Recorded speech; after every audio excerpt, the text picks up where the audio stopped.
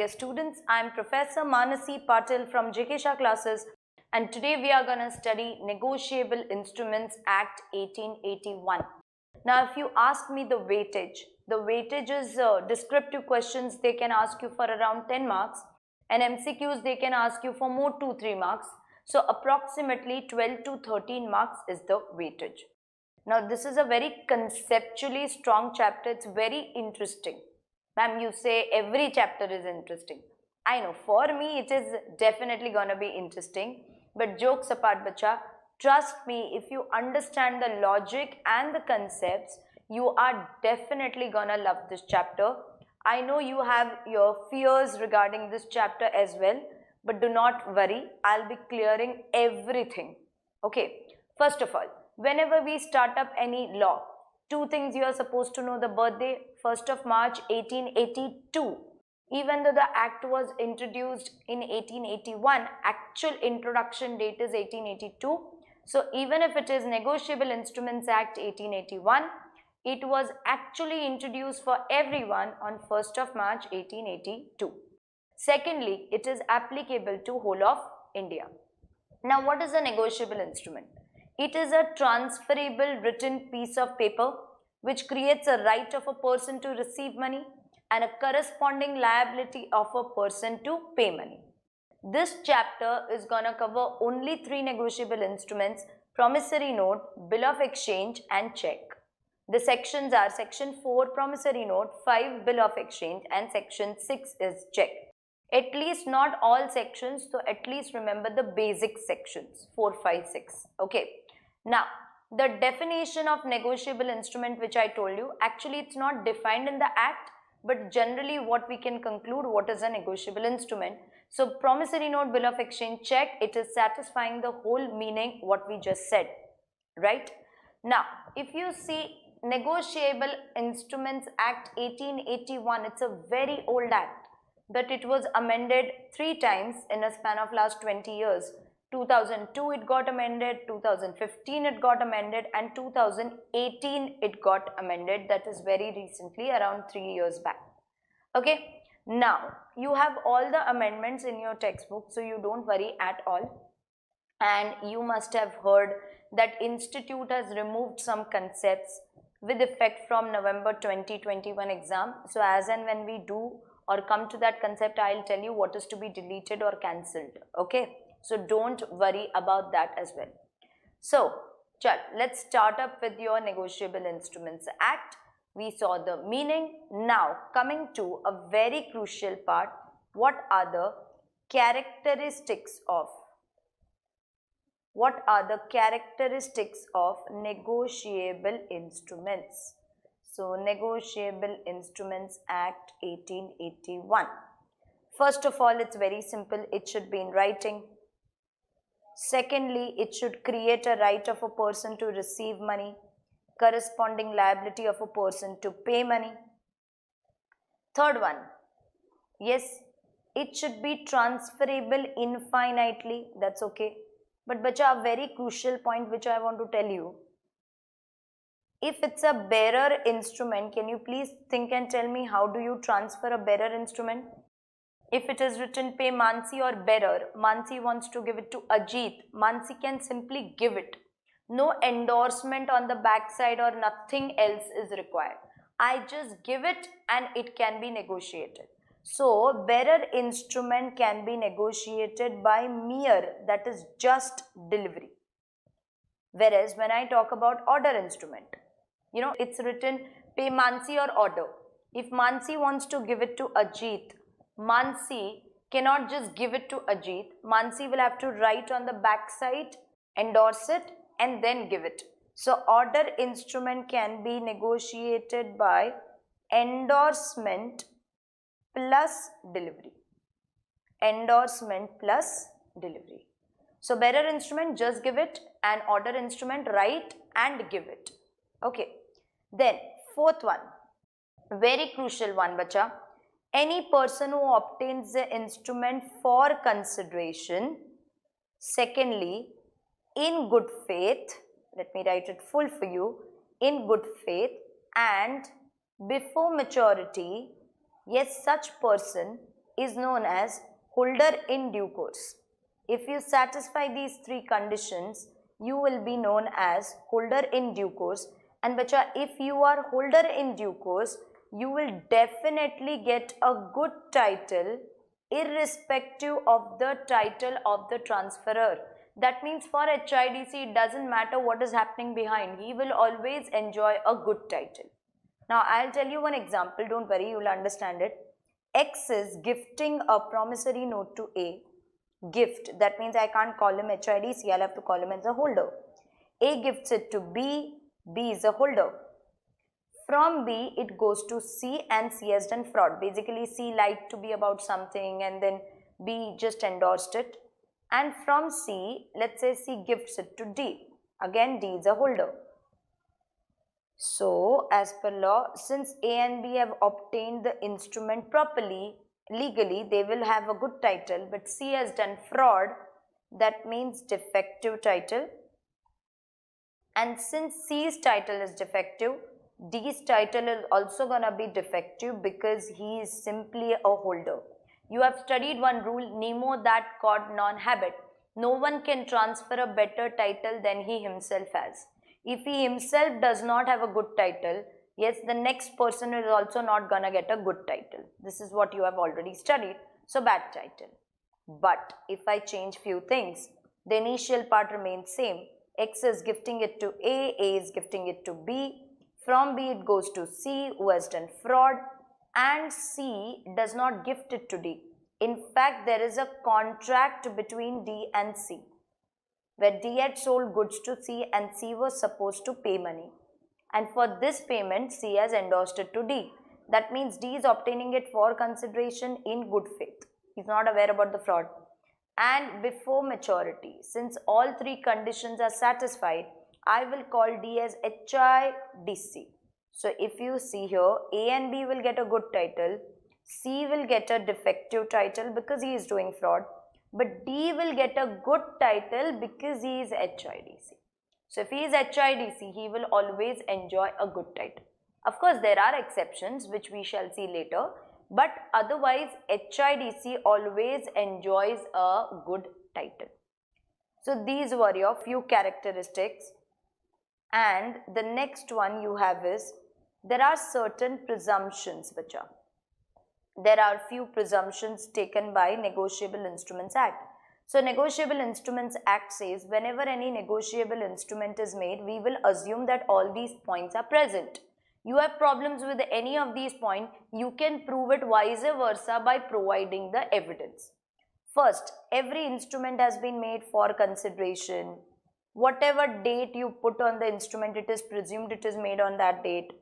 Whatever order of endorsement you show, yes, it is presumed it is made in that order. If A, B, C, D, that order only. Every transfer has happened before maturity. Then acceptance has happened within reasonable time. And lastly, it has been properly stamped. Which are all points as per law are present. But if you don't think some point is present, then bacha, you will have to prove it by evidence. So they use the term, it is rebuttable by evidence to the contrary. Means what? You can prove it vice versa by providing the proper evidence. So these were your characteristics. This was your base. Now let us start up with all of three negotiable instruments. Section 4 is telling you about promissory note. Normally promissory note is nothing but written promise to pay. Nope. They have given you a proper definition. What is a promissory note? It is an instrument in writing? Yes. Containing an unconditional undertaking. Yes. It is signed by the maker to pay certain sum of money to a certain person or his order or bearer of the instrument, but the whole definition excludes banknote or currency notes. Example, I am just going to draw up the pro forma. In exam, they do not ask you the pro forma, but pro forma helps you to understand who is what. Okay, so the revenue stamp is there. It is Mr. X who is making this. I, X, promise to pay. Promise to pay a sum of rupees 10,000 to A or order. Okay, normally they write here 10,000. Fine. So in this case, bacha, X is going to pay A. Right? It's an instrument in writing, yes. X is considered as a maker. There are two parties. Maker is X and payee, the person who's going to receive money, is A. So it is an instrument in writing containing an unconditional undertaking. Bacha, it is never an order. I X promise to pay. I X undertake to pay. I X will pay. So that means the person who is making, he is undertaking his own liability that I will pay. So it's an undertaking. And mind you, it should be unconditional. You can't write I X will pay if A gets married to B. You cannot make such an instrument. But if the condition is naturally certain, then it's okay. I X promised to pay A 10,000 rupees after B's death, it's okay. 10 days after B's death, that's also okay because death is certain. So if something is naturally certain, it's okay. So it should be an unconditional undertaking signed by the maker, yes, to pay a certain sum of money to a certain person or his order or bearer of the instrument. But let me tell you, bacha, we cannot issue bearer promissory notes because bearer promissory notes are currency notes. Wherever you have seen 100 rupee note or 500 rupees note, you can just read there, I promise to pay the bearer a sum of 100 rupees signed by Governor of RBI. So these words, I promise to pay the bearer, they are reserved by RBI. Only they can use these words for issuing currency. You cannot do it. So there are bearer promissory notes in the market which are currency notes, but we are not allowed to issue them. Therefore, the definition has specifically excluded bank note or currency note. They are generally one and the same. So in that case, it is excluded. So two parties. By the way, maker is always going to be a person who's going to pay money. So maker is a debtor. He's a debtor, the person who owes money, and pay is a creditor, the person to whom you are supposed to pay money. Fine. Now coming to your bill of exchange, which if you don't understand the basics of this instrument, it will be very difficult for you to understand the other rules. Therefore, I am emphasizing on these basic rules as well. So section 5, we are going to talk about a bill of exchange. Now bill of exchange is something you have been doing since a long time. A, and here he is writing pay B or order a sum of rupees 10,000, okay. The stamp is there to X, accepted by X, okay. As per this, A is giving an order to X that you better pay money to B. See here, instead of writing B's name, he can write his own name also, that's also okay. So there are three parties. You have drawer, the person who is making it, that is A. Drawee is a person on whom the bill is drawn, X. Payee is a person who is going to receive money. So A is not saying that I will pay money, but A is instead of that giving an order to X that you better pay money. Here he is giving an order to X that you better pay money to me.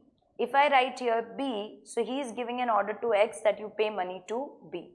So it is an instrument in writing, yes, containing an unconditional order.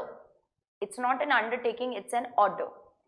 Directing a certain person, you are giving a direction to certain person to pay a certain sum of money to a certain person or his order or bearer of the instrument. Unlike promissory notes, bill of exchange can be order, they can be bearer as well. But promissory notes only can be order, at least issued by us. And let me tell you, your promissory notes as well as bill of exchanges, they can be either time instrument or demand instrument. Means what? If you notice, they have not given that it should be payable after certain period. Here time is not given, so it becomes a demand instrument. If you write the time pay B or order sum of rupees 10,000 after 2 months, after 20 days, so you add those 2 months or 20 days, then you add those 3 grace days, right? What you do, that is a time instrument. If you write time, it will become a time instrument. If you don't write time, bacha, it will remain a demand instrument.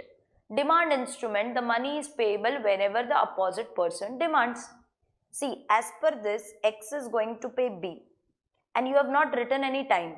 So, X will pay B whenever B demands. Now, B has to demand within reasonable time, but he can demand it whenever he wants. There is no question of any grace days here. Are you clear with this? Fine. So, this is your bill of exchange, and if you notice here, bacha, the maker, that is drawer A, drawer can also be known as a maker here. He is not the person who's going to pay money. In fact, he is a person who's going to receive money. Either he will receive money or any of his order will receive money. That means, bacha, maker is always going to be a creditor, and it is the drawee poor fellow who's going to pay money. He is a debtor. So, here the maker is a debtor. Here the maker is a creditor. Then you have section 6, cheque. Now, I am not going to tell you the definition of cheque. Let us understand this pro forma first.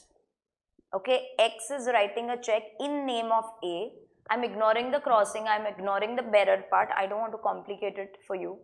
The bank details, here you have 3 numbers, cheque number and all. We are not concerned with that. 10,000, you do like this. Then you write here 10,000 only. And here the date is there. All of that is there. Now, what we see is X's account debit and A's account is credited. No, there is something more to this, bacha.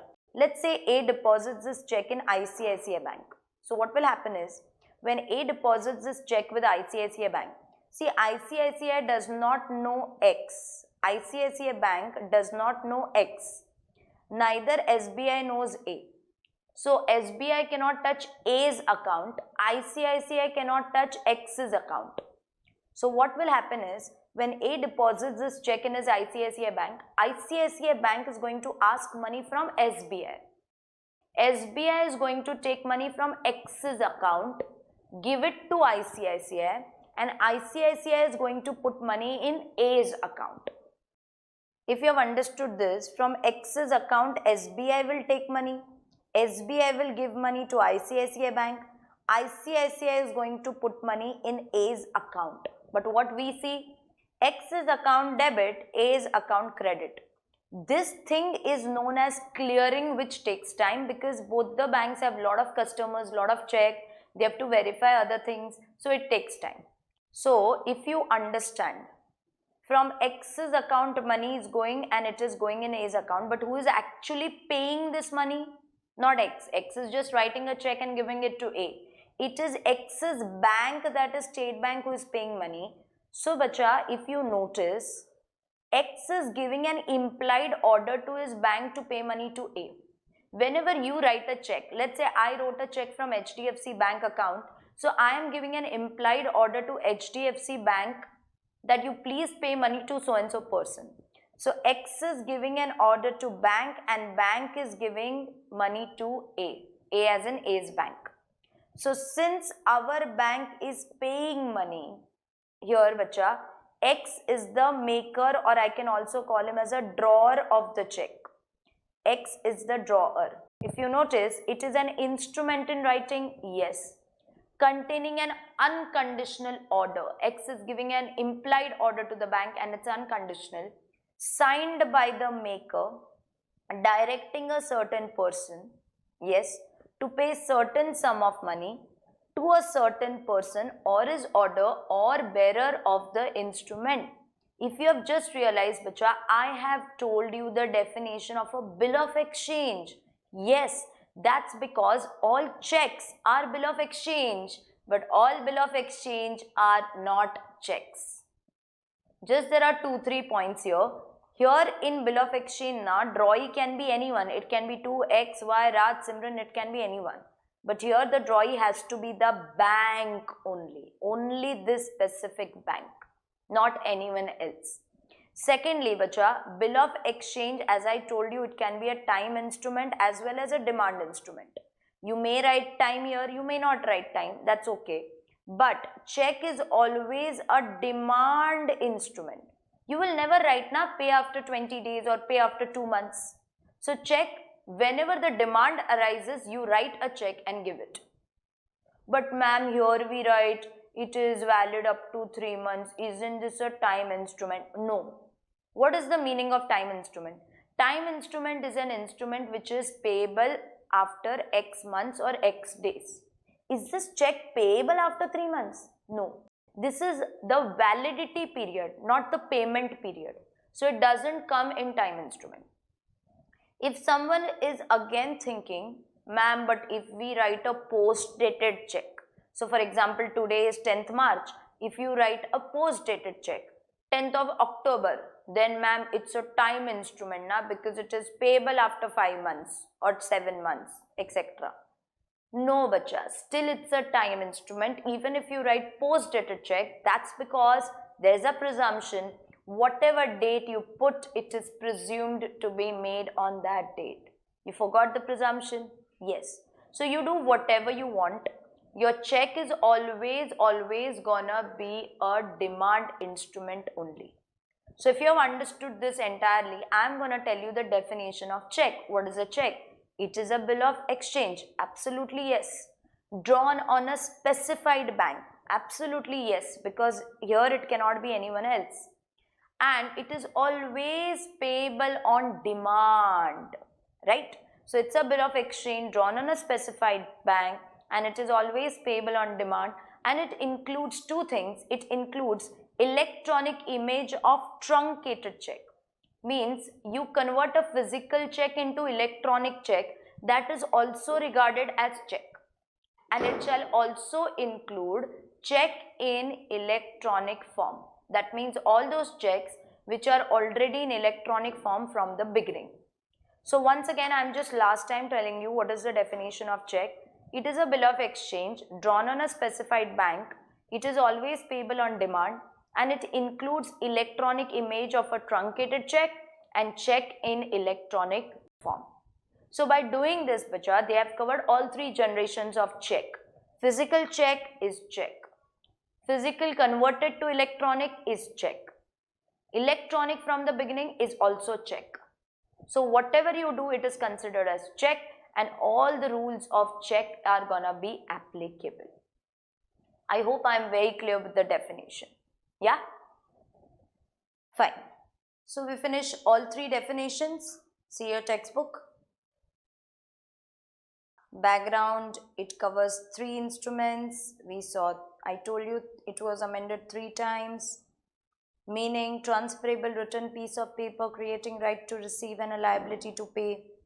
Characteristics, writing, transferable, either delivery if it's a bearer, or endorsement and delivery if it is order.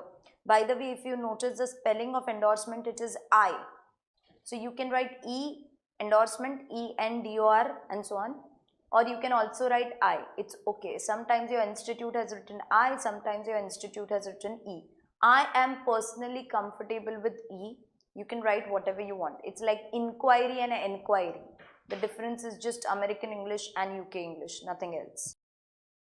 Then it should create a right of a person to receive and so on. Fourth one, holder's title free from all the defects, HIDC. Then infinitely, and I told you 6 presumptions, they are rebootable by evidence to the contrary. Promissory note, everything not being a bank note or a currency note. 2 parties, maker and payee. Essentials, I told you. Bill of exchange, it's an unconditional order. Drawer, drawee, payee. Acceptor, drawee and acceptor are normally same. Then essentials are fine. Check is a bill of exchange drawn on a specified banker and always payable on demand. This line indicates it is always payable on demand. It includes electronic image of truncated check and check in electronic form. So, I don't want you to get confused. So, I am making a chart for you. Parties to instrument. Okay, you're gonna tell me this, everyone. Three instruments we have. We have promissory note, bill of exchange and check. You have first one, the drawer, or you can call him as a maker. Second one, you have a drawee. And third one, you have a payee. Now, who are these people? Tell me, in a promissory note, the maker is always a debtor. Bill of exchange, it's a creditor. And bacha, tell me, in a check, the person who writes the check is the one actually liable to pay. Of course, he is giving an order to his bank that you pay, but bank is not going to pay money from its own pockets, right? Bank is going to debit that person's account. That means in check, the maker is a debtor because he is the one who is owing money. There is no drawee concept in a promissory note. In bill of exchange, drawee is a debtor, and in check, it is a specified bank. And lastly, simple words, pay is a person who is going to receive money, at least on the instrument, going to receive money. Simple. Of course, later on it can be endorsed also, but generally this is what they have given you. So you can take a screenshot, you can click a picture, your choice. Fine. Coming to your next concept, that is your crossing of check. I have seen a lot of students getting confused here, but bachas, do not fear, I am here. As in, I am going to explain you everything, don't worry at all. Why do people cross a check? Ma'am, to ensure safety, etc. Okay, first you will understand the importance and relevance of crossing of check only if you know what will happen if you don't cross a check. Now, example. X is writing a check in name of A, State Bank of India, 10,000 rupees. But when X is writing a check to A will be depositing this check in his account. So, if A has an account in ICICI Bank, he will deposit the check. That's it? Answer is no. A has two choices. Either he can deposit the check in a bank account, or he can get this check encashed from the drawee bank. That means in this case, bacha, if he chooses option number 1, A will take the paying slip of ICICI Bank, he will deposit this check. That means in A's ICICI account, money will be credited. So X's account will be debited and A's account will be credited, right? Or option number 2, bacha. If A wants this money directly in cash, he is not going to deposit this check in his account. He will go to State Bank of India. Bacha, he will not go to ICICI Bank because he is not depositing the check. This is not ATM withdrawal. No. A will go to State Bank of India because bacha, our drawee bank is the one who pays money, right? So A will present this check to State Bank of India over the counter. That means he will ask for money in cash. What will State Bank do? State Bank will debit X's account and give money in A's hands. That means A is gonna get literal cash, notes, proper notes. So if you have understood, bacha, here X's account got debited, but A's account did not get credited. A got this money in cash. So in this case, there are two options, either you deposit it or get it encashed. If X is okay with it, I mean if I am in place of X, I'll be like, okay now, whether he deposits this money in his account or he takes it in cash, how does it matter to me? So I'm okay with it, then I will not be doing any sort of crossing. But let's say X is not very happy with the fact that A is getting this money in cash. So bacha, if X is gonna call up A and tell him, don't take it in cash, A is not gonna listen to him. X cannot call State Bank. Come on, bank is too busy. They are not going to attend customers' calls like this for do not give this in cash. So what X will do? X will draw two lines. These two lines are an instruction given by X to his bank that please sir, I have drawn two lines. Do not give this money in cash. So if A comes to you asking for money in cash, tell him to get lost. If A deposits this particular check in his account, only then you give money. That means X is telling bank, give money to A's bank and do not give this money to A in cash. So if I tell you like this, means I am telling you to keep quiet. This is our instruction given by me to you. So you understand if I do like this. Same case, once X is drawing two lines, it's an instruction given by X to bank. Bank will come to know that okay, two lines are there. That means no payment in cash. So this is the importance of crossing of check. If you don't want this opposite person to take this money in cash, you can do it. Okay. Now, there are four types of crossing. First you have is general crossing. General crossing is what I just now told you.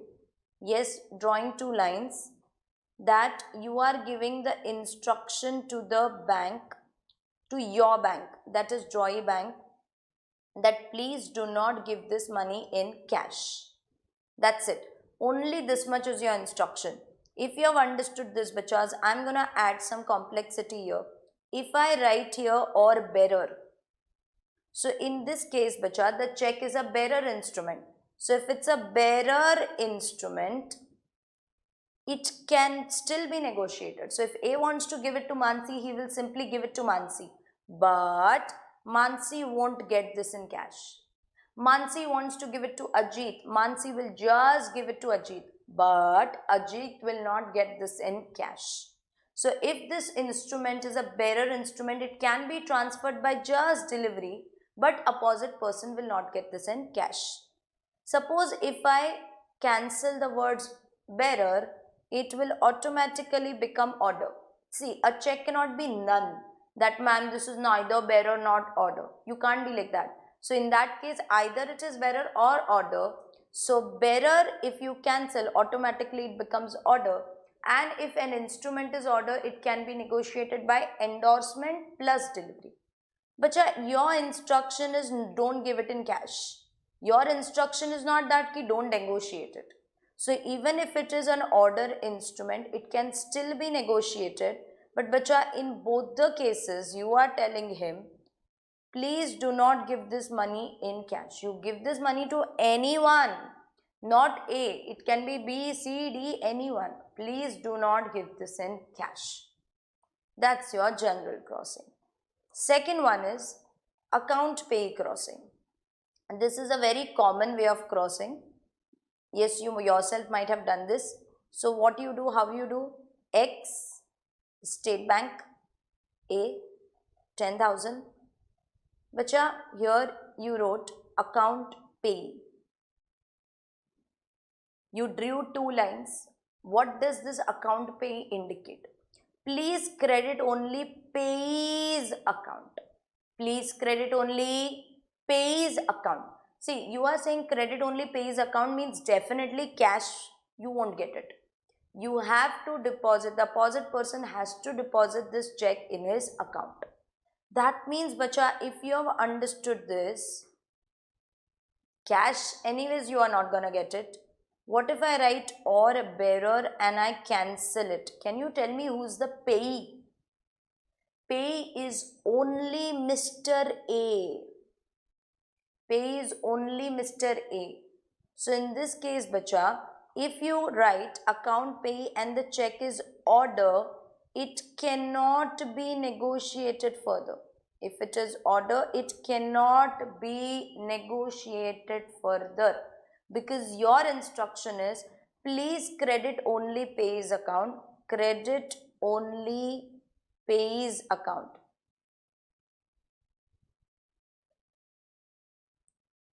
But if I don't cancel the words bearer, which are who is the payee in the eyes of the bank? A? No. In the eyes of the bank, payee is A or bearer. Because bacha, if you see any check na, they write pay dash or bearer. If you don't cancel the word or bearer, yes, the bank will not read just the name of the person. Bank will read the whole phrase. Pay A or bearer it is gonna be. So since it is gonna be pay A or bearer, now if the check is a bearer check, it can be negotiated further. That means it can be transferred further because it is a bearer check. But just that only account will be credited. So here only account will be credited, no cash. So if you have understood this, but if the check is bearer, whether you do general crossing or you do account pay crossing, the effect is gonna be same.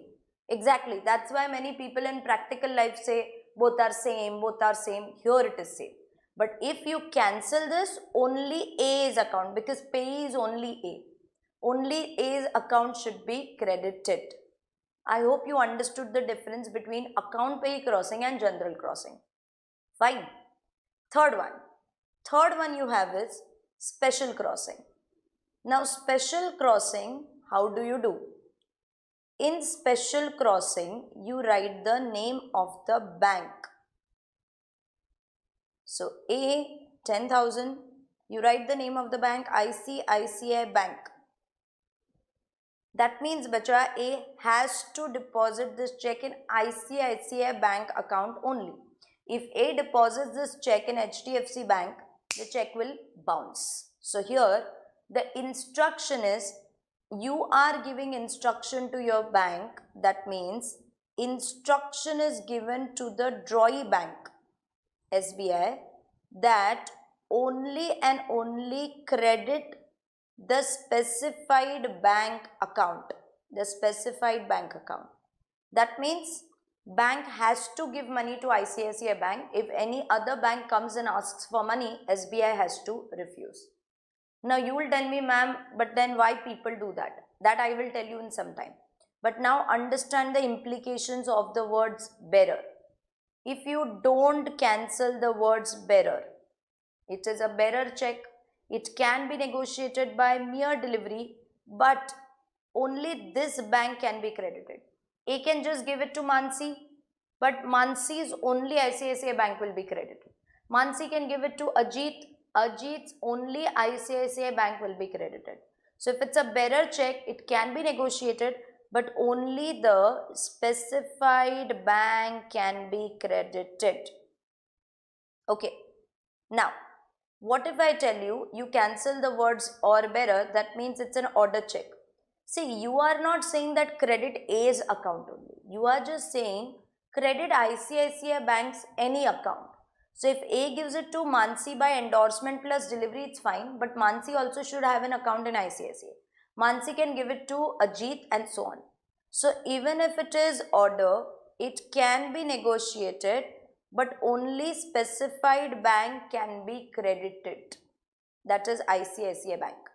Now, you know, people like us, we don't do it. I mean, if I am giving a check to my customer or I am giving a check to my supplier, whatever it is, I am not going to harass them by writing the name, because I'll be like, how does it matter which bank account you deposit? It's your personal choice. But you know who does that? Income tax department does that. So if income tax department is issuing a refund check in my name, income tax department specifically writes the salary account bank. That means if my salary account is in HDFC, they will specifically write HDFC Bank. That means Mansi has no choice but to deposit this in that account only. So normally government agencies, when they want to restrict a particular person to put this check in a particular bank account only, they will do this. But people like us don't do it. This is your special crossing. And lastly, you have is not negotiable crossing. Even if you see the words not negotiable, still it can be negotiated infinitely. When you do not negotiable crossing, it means you are giving the warning to the person ki boss, please see and take it. When I write not negotiable, I am giving you a warning that your title is dependent on the transferor. If transferor's title is bad, your title is also gonna be bad, even if you are HIDC. That means only if you are very sure about the background of your transferor, then only you take this check, otherwise you don't take it at all. Example, X is writing a check in name of Mr. A, 10,000 rupees, and let's say it is crossed not negotiable. Okay, that means as per this, X is gonna pay A. Let's say or bearer is written, not cancelled. So if it is a bearer check, it can be negotiated further. A can just give it to B, see it's not negotiable cross. A can give it to B, B can give it to C, it's allowed. But when X wrote not negotiable, he gave a warning to each and everyone who is getting the check that boss, please see and take it. Your title is going to be dependent on the transferor. If his title is bad, your title is also going to be bad, even if you are HIDC. So later on, if you give me an excuse that I am an HIDC, it is not going to matter to me, because I will still claim full refund if I feel your title was bad. Now, for example, what happens here? Let's say A and B got this instrument properly. So they are getting good titles, good titles. From B, it goes to C, who has done fraud. And C gives it to D, who obtains it for consideration, good faith before maturity. C is gonna get defective title because he is doing fraud. And D is gonna get a good title? No. He is also gonna get a defective title because bacha, the check is crossed not negotiable. If the crossing wouldn't have been not negotiable, then D would have definitely got a good title. But because it is not negotiable, you are giving an instruction not to the bank. The instruction is given to the holder. That means any person who gets this check, that your title is gonna be dependent on the transferor. If transferor's title is bad, your title is also gonna be bad, even if you are HIDC. So now bacha, since D has got a defective title, by chance D manages to deposit this check in his account and he gets money in his account. If X comes to know, then X has full right to claim refund from D. Then D can't say I am HIDC, because X will say I had already written not negotiable. I had already given you the disclaimer in advance. So only if you are sure about your transferor, then only you should take it. If you still take it without checking and all, then it is your fault, boss. So if it is a bearer check, it can be negotiated further, but it will be negotiated with this warning. Suppose if you cancel the words or bearer, that means this check is an order check. This check is an order check. If you cancel the words or bearer, it is an order check. It can be negotiated further by endorsement plus delivery. Endorsement plus delivery. A will endorse it to B, give it to B. B will endorse and then give it to C, and so on. Both can be negotiated, but in both the cases, bacha, it will be negotiated with this warning that your title is gonna be dependent on the transferor. Okay, so these were your 4 types of crossing. I am gonna put up something very simple for you. Whether further negotiation is possible or not. It's like a summary of all 4 crossings. I'm sure you'll understand this. First you have is bearer, then you have order, and 4 crossings. First you have general crossing. Yes, you have account pay crossing. Then you have special crossing. Lastly, you have is not negotiable crossing. Chalo, everyone, you are gonna tell me this. Okay? even though I can't hear you or see you, but you are still gonna tell me this. Bearer instrument, general crossing, can you negotiate it? Absolutely yes. Order? Yes. But in both the cases, no cash. Right? That's the implication of general crossing. Come on, now tell me, what about account pay bearer? Yes. But only account can be credited. Can be credited. Right? Here cross. Because account pay only pays account should be credited, so it cannot be negotiated further. Special crossing, both yes, but only specified bank can be credited. Okay? And not negotiable crossing, both yes, but with the warning that your title is dependent on transferor.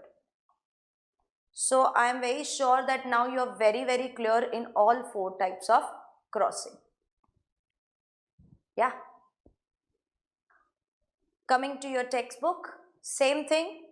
They have explained you the relevance of crossing, meaning object. There are 4 types as I told you. General crossing, how will you do? What is the effect? So if it is bearer, it can be negotiated. If it is order, again it can be negotiated, but no cash. Account pay is order, it cannot be negotiated. If it is bearer, it can be negotiated, but only account will be credited. Instruction and all, special crossing, how will you do it? And whether check is order, it can be negotiated, but only the bank specified can be credited. Not negotiable, you write like this, and if you do it not negotiable, bacha, it will be done with the warning. It can still be negotiated, but along with this instruction.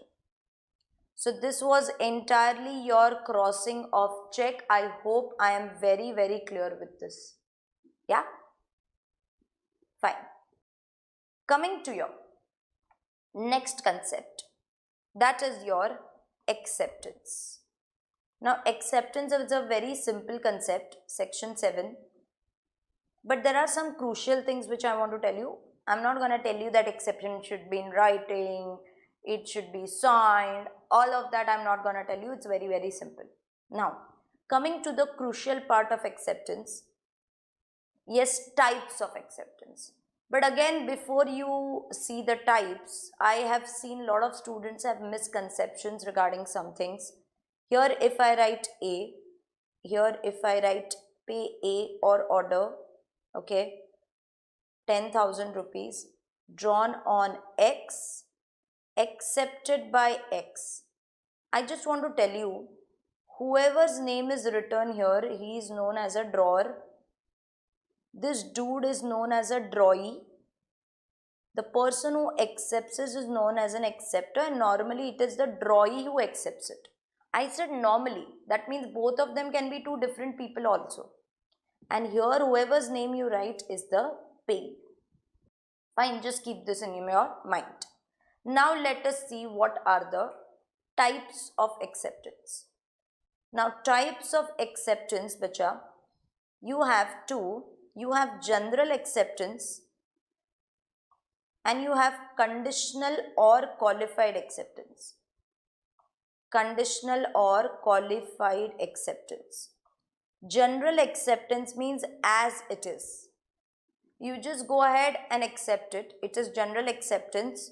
It is perfectly valid. The bill is of 10,000. Ex poor fellow just accepted it as it is. This is general acceptance. It's valid, nothing wrong. Now, conditional acceptance means you are accepting it along with a condition. I'll take one example. So, the bill is A, pay A or order 10,000 rupees, okay, drawn on X. No one has yet accepted it. Now, I will tell you conditional acceptance, but before that, I want to clear one misconception because it's all linked, bacha. You know, a bill which is not yet accepted also can be endorsed further. You know that? Ma'am, but why will a person take it if it is not accepted only in the first place? I'll tell you, don't worry. So see, I will say one thing. Till X does not accept it, bacha, his liability does not start. If X would have accepted this, then I would have written X is gonna pay A. But since X has not yet accepted it, I am gonna just put a box. Simple blank box. Till X accepts it, blank box. Now, A will go to X and ask for acceptance. Very simple. But I said, a bill which is not yet accepted also can be endorsed further. So, A can endorse it to B. Ma'am, but why will B take it? Wait now. B can endorse it to C. C can endorse it to D. So, D got this instrument. Just as A used to go to X for acceptance, D will go to X. D went to X. X accepted it. Congratulations, you got what you wanted. Matter ends. Let's say D went to X. X does not accept it.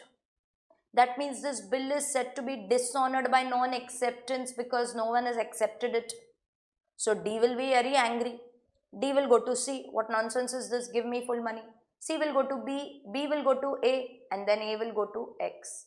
That means if you have understood, whether this instrument is accepted or not, it doesn't matter to D. If it is accepted, okay. If it is not accepted, D will go to X and ask for acceptance. If he accepts it, then okay. If he does not accept it, D will go to C and ask for money. That what is this? So conclusion, a bill can be negotiated even if it is not yet accepted. Okay, now D went to X. X said accepted but for 8,000 only. That means, bacha, he is not doing general acceptance, he is putting a conditional. Such acceptance, where he puts a condition, it is known as conditional acceptance. Whether this is valid or not, it depends on the holder. Holder may object to it, holder may consent to it. Holder objects to it, then the bill will be treated as dishonored and you can recover money from the prior party immediately. So if D is not okay with 8,000, this bill will be treated as dishonored and D will be like, what nonsense, the bill is of 10, this cartoon is accepting only for 8, I am not happy. So D can recover full money from C, 10,000. C can recover full money from B, 10,000. B can recover money from A, 10,000. So it will be treated as dishonored if he is not very okay with it. But let's say D is quite cool with it. He is like, okay, I am fine with 8,000 also. But then law says, Mr. D, stop, first of all, stop being so excited. With whose permission are you okay? I mean, who are you alone to decide that you are okay with 8,000? Bacha, if you are okay with 8,000, D is okay, X is okay with 8,000, they have actually done alteration. If they do alteration, they have to take consent of all the prior parties. So they have to ask C, B and A. So D has to ask C, C has to ask B, B has to ask A. If they don't take consent of any of the prior party, then those parties will be discharged. So if he is okay with the qualified acceptance, it is fine, but consent of all prior parties is to be taken, otherwise they will be discharged. That was your types of acceptance. General as it is, conditional means put a condition, holder may object or consent to it. Okay, then you have a very crucial part in acceptance itself. Who will accept it? Who is going to accept it? I am going to put this example here. A drawn on X, pay A or order 10,000. No one has accepted it. First of all, bacha, who is going to accept? Draw himself. What else? He is not there, then agent can also accept it. But if agent is accepting it, he has to disclose that he is an agent. Otherwise, he will become personally liable. You remember this? I had told you this in agency in Indian Contract Act. So, if agent is accepting a bill of exchange on behalf of the principal, he has to clearly mention that he is doing it as an agent. If he doesn't mention that, he will become personally liable. So drawee or his agent, there are multiple drawees, any or all can accept it. So there were two X, Y, Z, any of them or all of them can accept it, it's okay. But only those who accept are liable to pay. Okay. Then you have fourth one, drawee in case of need. DICN. He's kind of a guarantor. Basically what happens is, this A is not sure whether X is actually going to accept or not. So what he does, he tells X, I don't trust you. You get me a drawee in case of need. So he will speak to someone and he will say, you can write drawee in case of need as Mr. Y. So no one has accepted it yet. A will first go to X for acceptance. If X accepts, matter ends. But if X does not accept, if X is not accepting, then Y will accept it. So you will go to this Y only when you need him. So for us, such person is known as drawee in case of need. You go to him only when you need him. So if you notice, here drawee is still Mr. X, but acceptor is Y, so both are different. I told you normally they are same, but here it is both are different. It's fine, it's allowed. Now, since Y has accepted it, he will have to make the payment. Ma'am, can Y recover it from X? That's their individual personal contract. We will not get into that. Negotiable Instruments Act doesn't mention that. Negotiable Instruments Act is saying if X does not accept, you go to this dude. Such dude is known as drawee in case of need. Full stop. Fifth one, you have something which is very different. Acceptor for honor. First of all, tell me the meaning of the word honor. Honor means respect. So there is one person who comes like an angel and he accepts it just for honor of the drawer or some of the endorser. Now here students get confused. A, pay A or order 10,000 rupees drawn on X. No one has accepted it. Okay. So blank box A. A endorsed it to B, B endorsed it to C. C went to X, sir, please give me acceptance. X says, no, I won't give you acceptance, get lost. So, bacha, the bill is treated as dishonored. So, C says, no, I will not directly go to these people, they might not trust me. So, C went to notary public and he got this bill noted. Okay, so here they will write, so and so bill has been dishonored by non-acceptance, so and so date and signature. Now, once he is done with the noting, C goes to B and tells him, X is not accepting, boss. See, I got it noted also. You better pay me. B is like, sir, I just newly started my business. I don't have money. C is like, don't cry. You can also go to your prior party. Now, ask money from him. B said, okay. B went to A. A to raised his hands and said, sorry, I don't have money. Get lost. Now, B is irritated. A is not giving him money and C is not ready to listen to him. So B tells C, sir, I don't have money. He doesn't give me money. So please, the moment he gives me money, I will take that money and give it to you. So please wait for some time. C gives him an ultimatum that enough is enough. I'm not going to wait further. You better pay me money right now. Otherwise, I will sue you. So B is very scared. So B is very scared, almost on the verge of crying that, if he sues me, I will need more money, my goodwill will be affected, blah, blah, blah. He has all these bad thoughts. So B's elder sister Mansi comes. That's me. And Mansi asks, what happened to you? So he tells Mansi that, this fellow is not accepting, this fellow is not listening, I don't know what is to be done. Mansi is like, do not fear, I am here. I went ahead and I accepted it. I accepted this instrument just to maintain the honor of my brother B.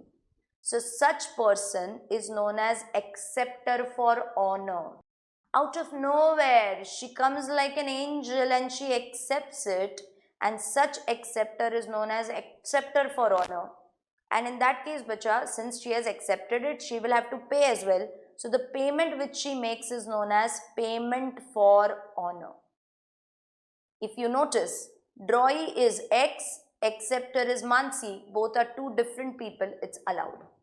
But Mansi cannot just be emotional and just go ahead and accept it. She has to go to notary public and she has to declare in front of notary public that, listen, I am an outsider in this bill, but still I accept this bill and I agree to pay for it. So Mansi will have to pay C. Later on, whatever money Mansi has paid, Mansi can recover it from B. But the moment Mansi accepts it, she is liable to pay. So Mansi is known as acceptor for honor. Are you clear? Yes. And the last one for this you have is acceptor by estoppel. Sometimes, drawee is not given. There was one Mr. A. Mr. A has wrote this instrument. He readies all these instruments. He doesn't write anyone's name here 2X, Y, Z, because it can be any person. So he keeps these instruments ready, and the moment he sells goods to the customer, he tells the customer, come and accept it. So he kept this instrument ready. Later on, he sold goods to X, and X was gonna pay 10,000. For this 10,000, A told X, please take this and accept it. And X did it. So as per this, X is gonna pay A. Later on, when the time comes for payment, X refuses that I am not liable to pay you, get lost. A says, but you accepted it. X says, yes, I did, but I am not the drawee. So how will I pay?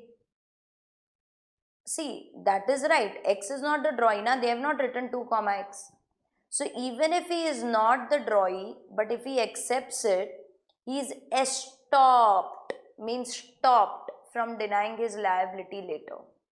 This is known as acceptor by estoppel. Now those who are paying full attention, you will be like, but ma'am, instead of doing all this nonsense, he could have just written 2, X, na? If he writes this, it will come in this first category, drawee himself. What if he doesn't write? Then it will come in the 6th category. See, people can do different things. If no drawee is given, still a person accepts it, he is estopped from denying the liability later. Clear with this? So let's see in your books, acceptance, essentials, types, general, conditional, holder may object, consent. We saw this. 6 people who can accept, drawee himself, multiple drawees, drawee in case of need, acceptor for honor. By the way, whenever a person does acceptance for honor, he can write like this, acceptance supra protest. He will write like this, acceptance supra protest. It's another way of doing it.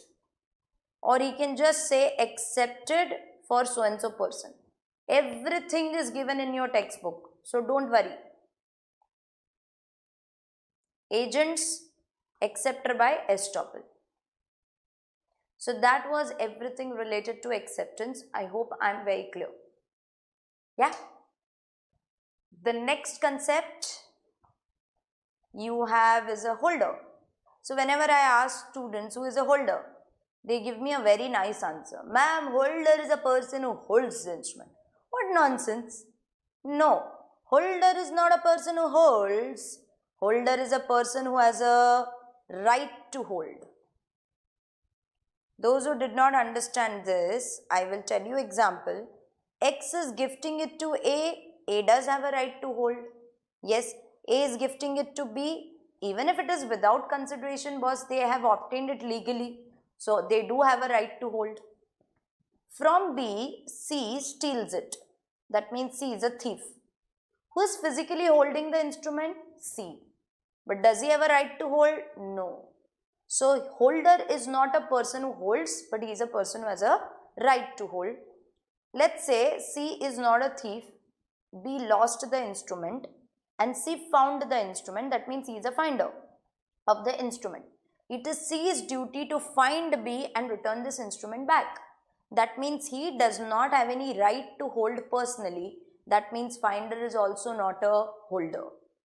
If you are a holder, your rights and title both are dependent on the transferor.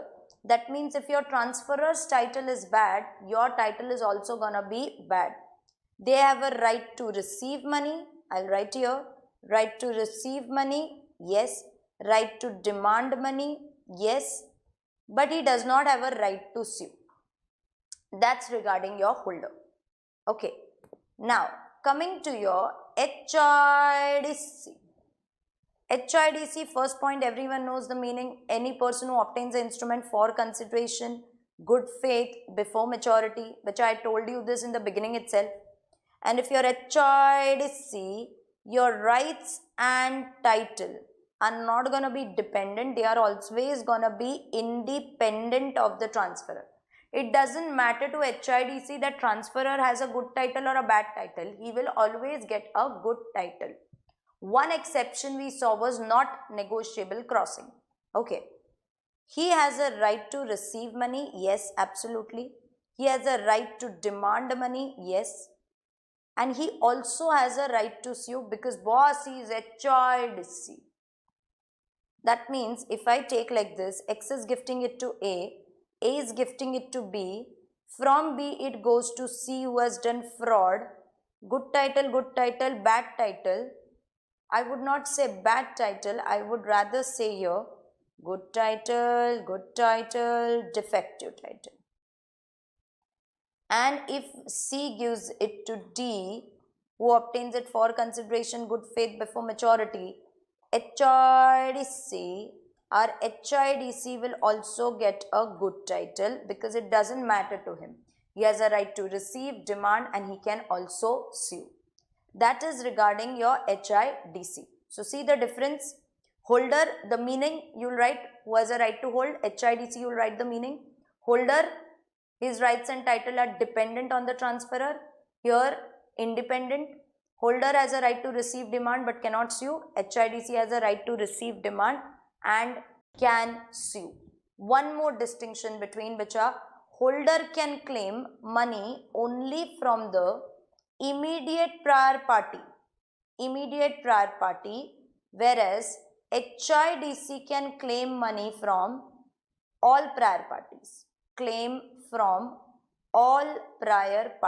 Those who did not understand Bacha. Let's say if I continue with the holder example.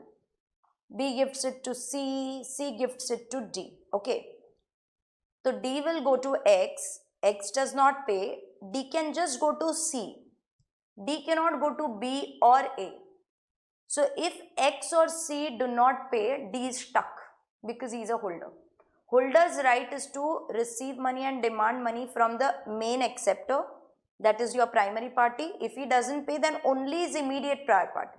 If he also doesn't pay, then you are stuck.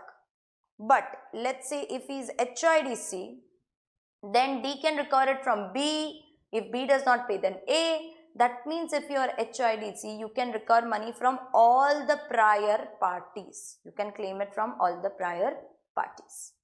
And one privilege which HIDC has, which once the instrument passes through the hands of HIDC, it is free from all the defects unless the party himself does fraud.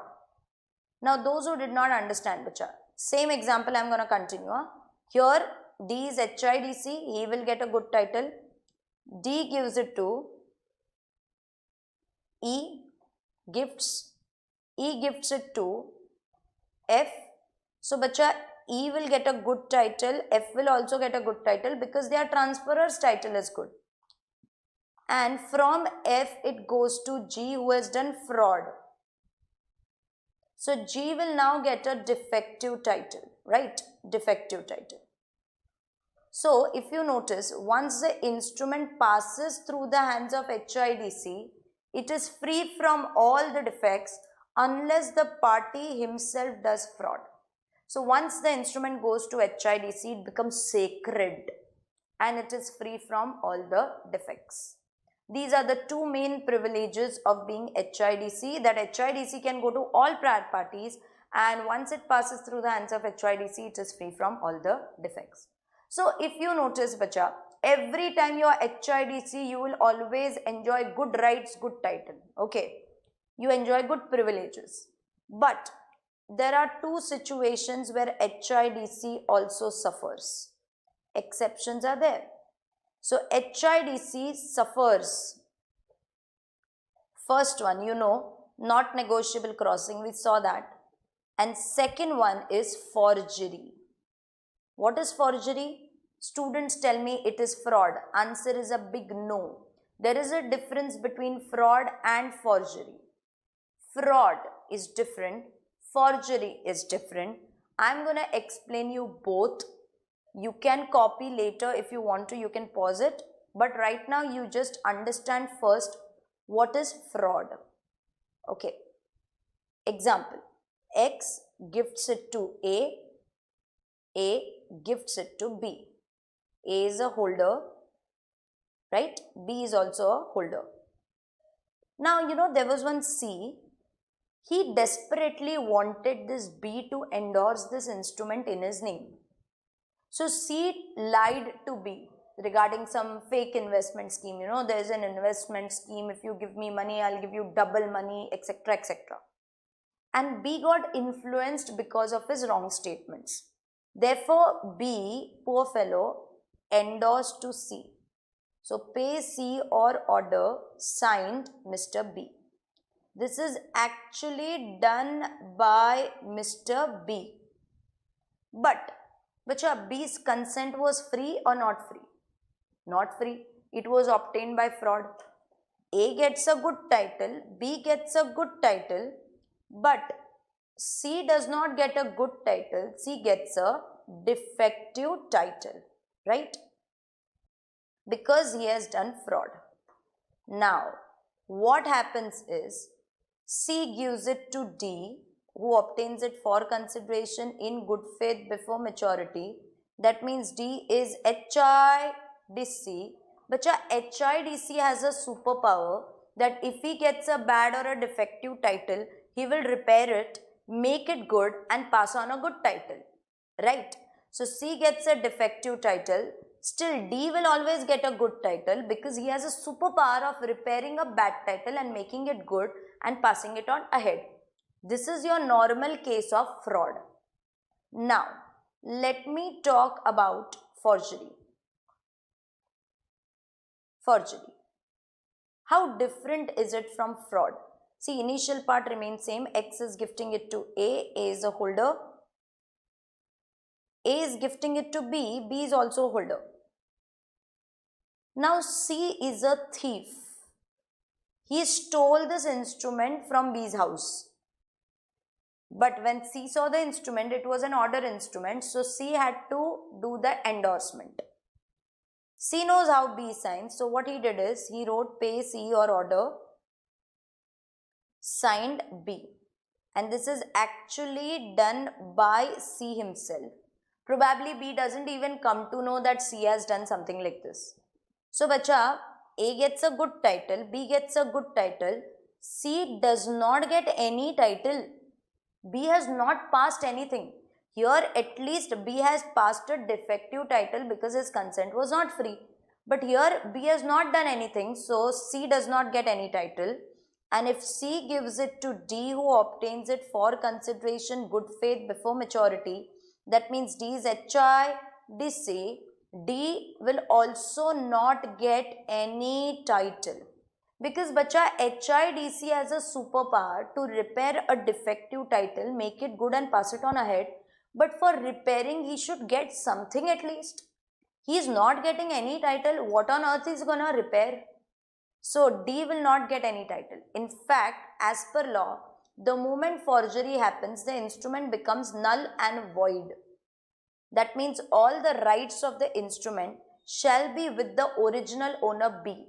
So, after B, any person who obtains instrument, good faith, bad faith, it doesn't matter. Any person who obtains the instrument will not get any title because there is forgery. If you notice, bacha, In fraud, this is done by B himself. Here C has done it. Probably B doesn't even know. So here HIDC also will not get any title. Are you clear with the difference between fraud and forgery? Yes. You can click a picture if you want to of this. So, see, holder. Holder is not a person who holds, but he is a person who has a right to hold. His rights and title are dependent. He has a right to demand, yes, receive, but does not have a right to sue. HIDC, for consideration, before maturity, good faith. Example is fine. Essentials are fine. So, if you become HIDC, bacha, you will always get good title, good rights. Now, there are privileges. Bacha, there are 8 privileges, out of which we are done with 2. The other 6 are different concepts. It will come later. So, out of these 8 privileges, I have told you the 7th one, that all prior parties are liable to HIDC. He can recover it from all prior parties and free from all the defects unless he himself is doing fraud. That is your 8th point. So, out of 8, 2 we have done. We saw forgery. HIDC will not get any title. He derives no title when there is entire absence of title. Distinction between we saw. So, this was your holder and HIDC. 6 privileges of HIDC are left, that I will tell you as and when the relevant concept comes. So, this was your fraud and forgery. Moving on to your next concept, that is classification of instruments, which you barely have just 4 classification of instruments, out of which first 3 are very simple. Let me just write it down for you. Classification of instruments. In that you have the first one, bearer and order instrument. Bearer instrument and order instruments. Okay. Now, bearer instrument is an instrument where the name of the payee is not mentioned, or the name of the payee is mentioned with the words or bearer, right? Or endorsement is in blank. Endorsement is in blank. Now, what is this endorsement is in blank? If I take one simple example, bacha, let's say this is an instrument where it is written pay A or order 10,000 rupees, okay, and made by A, drawn on X, accepted by X. That means as per this, X is gonna pay A. A can endorse it to B, bacha, it is an order instrument, so if A wants to give it to B, he has no choice but to endorse and then give it to him. You know what I did? On the back side of the instrument, he just signed and he left this blank. By doing this, he converts order instrument into a bearer instrument. Such particular endorsement is known as endorsement in blank. So, by doing endorsement in blank, as I told you, you convert order into bearer instrument. Fine? And such bearer instruments can be negotiated by mere delivery. I need not even tell you this. So, pay dash or pay A or bearer or pay or endorsement in blank. It is all bearer instrument. What is order instrument? This is little big. It is an instrument which is payable to a person. But if you don't write the words or order or bearer, it cannot be none. It has to be an order instrument. So, they have given you that even if I don't write order or bearer, it is implied order. Or pay A or order, obviously it's order, or pay order of A, active voice, passive voice, pay A or order or pay order of A, it's the same thing, or endorsement is in full, is in full. Now, what is endorsement is in full? Bacha, if instrument it is written pay A or order, it's an order instrument. So if A wants to give it to B, how will he give it? He will write the endorsement. So on the back side, A endorsed it to B and he wrote pay B or order. It is definitely an order instrument. When you write his name in full, it is known as endorsement in full. So bacha, if it is order instrument, it will continue to be order. Let me change this. Suppose here it is written, this is the face of the instrument and it is written pay A or bearer. So if A wants to give it to B, he will just give it and his work will be done, right? He will just give it and the work will be done. But what A did? He wrote on the back side pay B or order. He wrote that and he signed.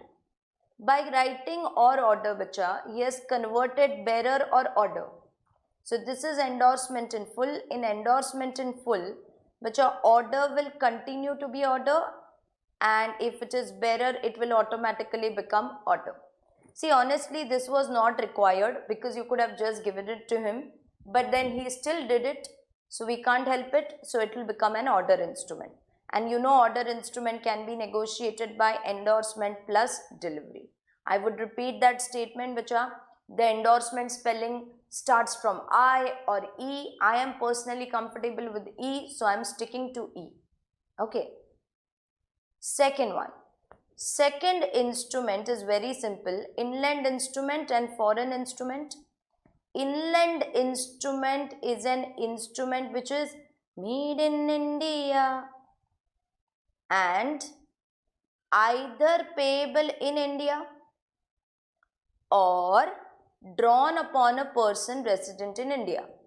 Which are and is between two main conditions. So made in India and either it is payable in India or it is drawn upon a person resident in India. That's your inland instrument. Simple. Foreign instrument is an instrument which is not an inland instrument. Then you have third one, time instrument, and you have demand instrument. You know this.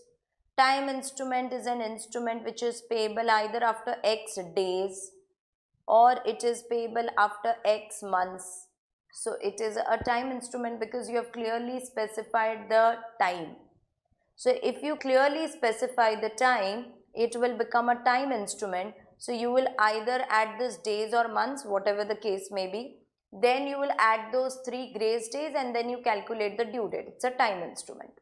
Yes, your promissory note, bill of exchange can be time as well as demand. But demand instrument is an instrument where either time is not given or you have specifically written pay on demand. It is a demand instrument. Cheque is a very common example there. Cheque, bacha, you know, it is always payable on demand. So these three majorly you knew. The fourth one, ambiguous instrument and inchoate instrument. Ambiguous and inchoate instrument. Ambiguous instrument means it's an instrument which is a confused instrument. This instrument itself doesn't know what it wants to be. Yes, ma'am, confused like us? No. Listen, let's say this is a bill of exchange where it is written to X, accepted by X, and here it is written pay B or order. Okay, 10,000 rupees. That means, bacha, as per this, A is giving an order to Mr. X that you pay B.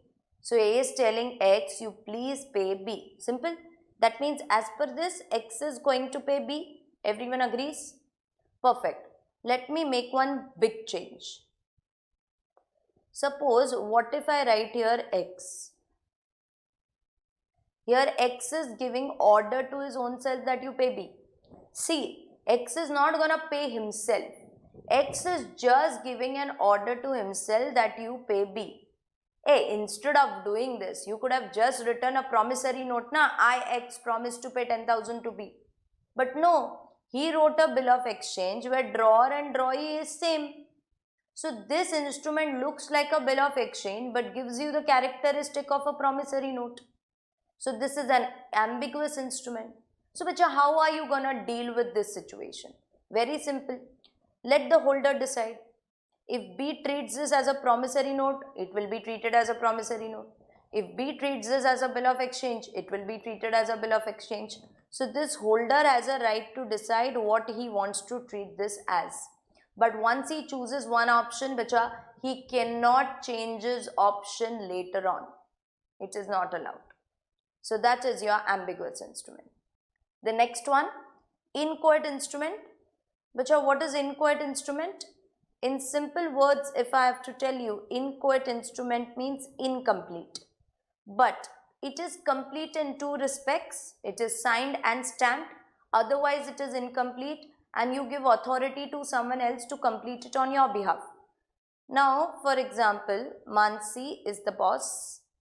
She does the signing work and all, then writing the client's name, then writing it in words, figures, etc. That my assistant does, and let's say my assistant is Mr. Ramesh. So I told Ramesh, I am signing this and giving it to you, and I am stamping it because on stamp also my signature. So I signed it, stamped it, and otherwise it is incomplete. So I told Ramesh to complete it on my behalf, and I told him to write Suresh's name and the amount as 10,000 rupees. So he will start writing, I, Manasi, promise to pay. Yes, Mr. Suresh, a sum of rupees 10,000. No, but you know what Ramesh did? Ramesh personally owed him 5,000. So he wrote the figure as 15,000. He wrote the figure as 15,000 and he gave it to Suresh. So as per this instrument, Mansi is going to pay Suresh, and as per this instrument at least 15,000. When Ramesh gave this instrument to Suresh, Suresh asked him, why is she paying me 15,000? She owes me only 10. So Ramesh tells him, I owed you 5,000. That money is also adjusted. I don't keep anyone's money. Suresh is like, does your boss know? Ramesh says, no, she doesn't know. But why you are interested? You be happy, no? So in this particular case, Suresh knows that I don't know. That means Suresh is not having good faith. I'll have to call him as an ordinary holder. HIDC, not HIDC, only ordinary holder. Now, Suresh asks 15,000 from Mansi. Mansi refuses to pay. So, Suresh cannot sue Mansi because he is just a holder. But let's say, what if I tell you Suresh was not aware about this fraudulent act, if he obtains this in good faith. So, if Suresh is HIDC, Suresh can recover full 15,000 from Mansi because he is HIDC, provided the amount is covered by stamp. But this stamp which Mansi had put, she read Indian Stamps Act and there it was written up to 12,000 figure, 2 rupees stamp. Now in my mind, the figure was 10,000 because I told him to write 10,000. So I am sticking 2 rupees stamp. I didn't know that Ramesh is gonna write 15,000 here. So bacha, if Suresh is holder, I am anyways liable to pay only 10,000. But if Suresh is HIDC, I am liable to pay full amount provided it is covered by stamp. In this example, only 12,000 is covered by stamp. So Mansi is liable to pay HIDC only 12,000.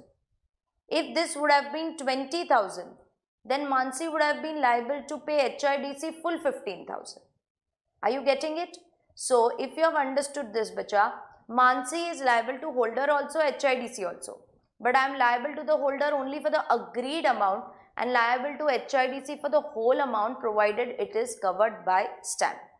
But the whole story which I told you, it will happen only if there is delivery of instrument.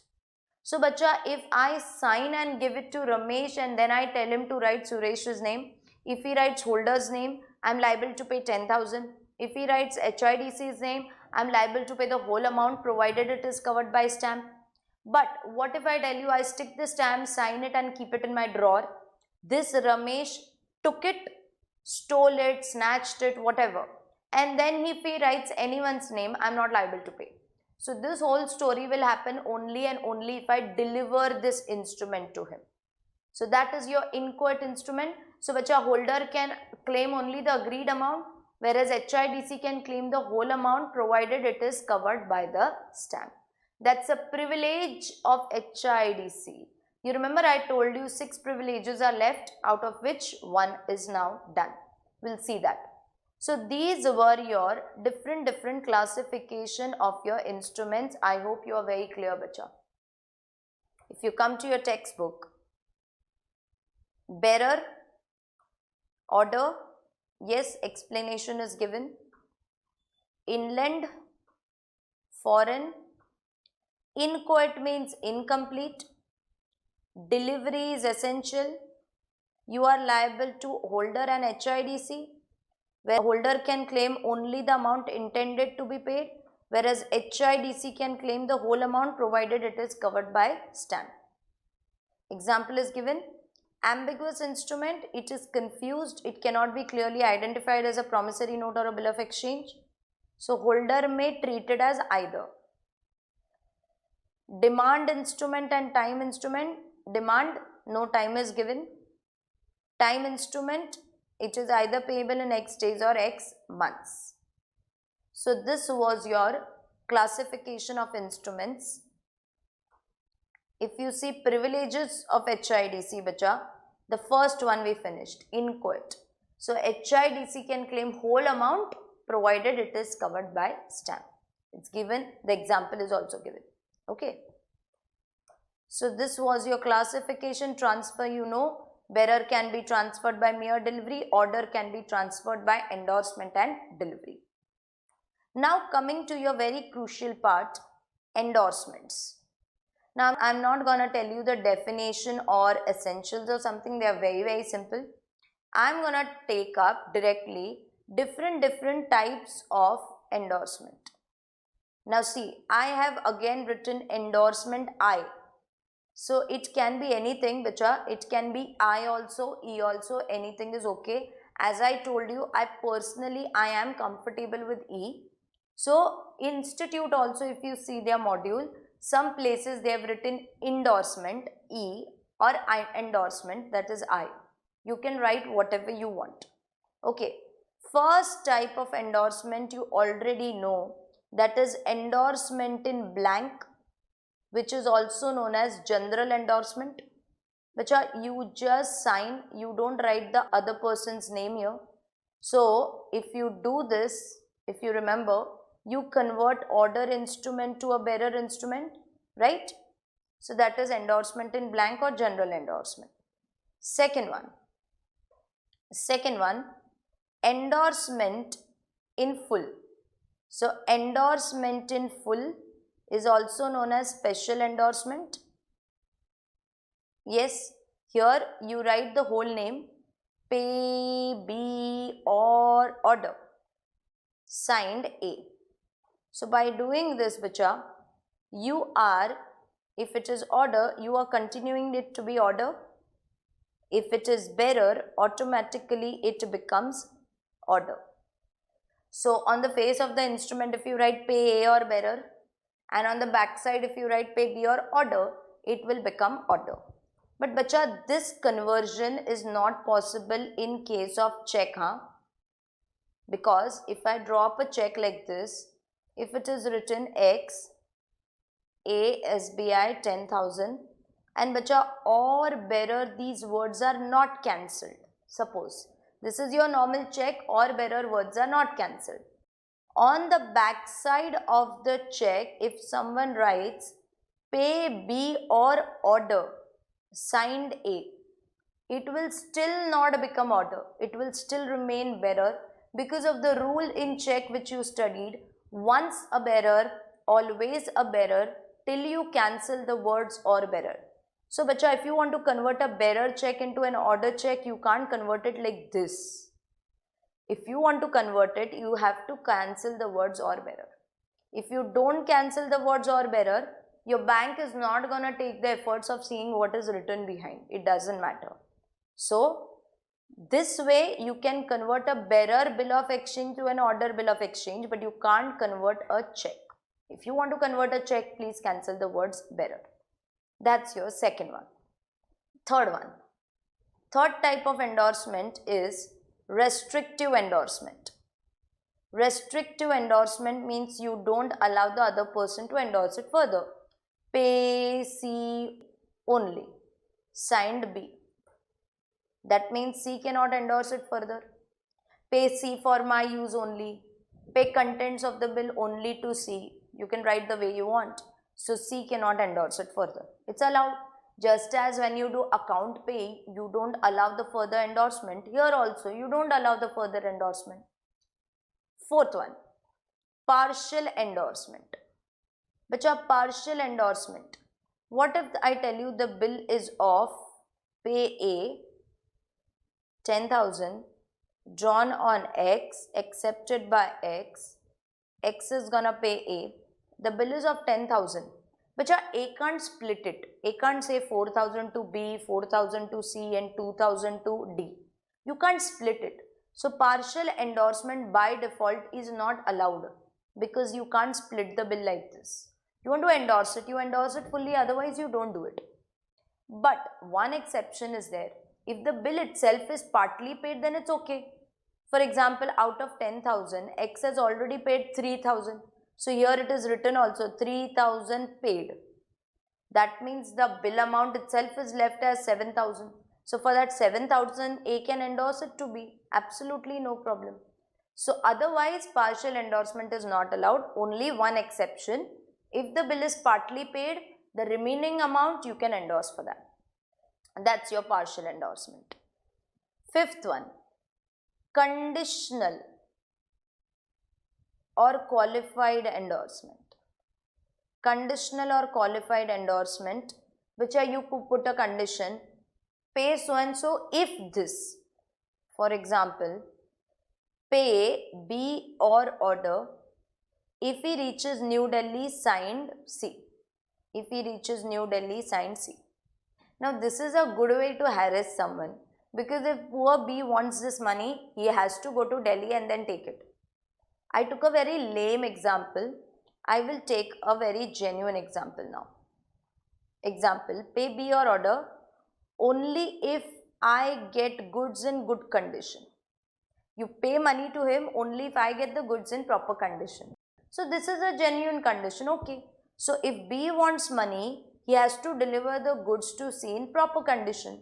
So this is conditional endorsement. It's absolutely okay. Now, conditional endorsements, when it comes to endorsement, which this endorsement is going to come only and only for order instruments, right? It is not going to come for bearer instrument.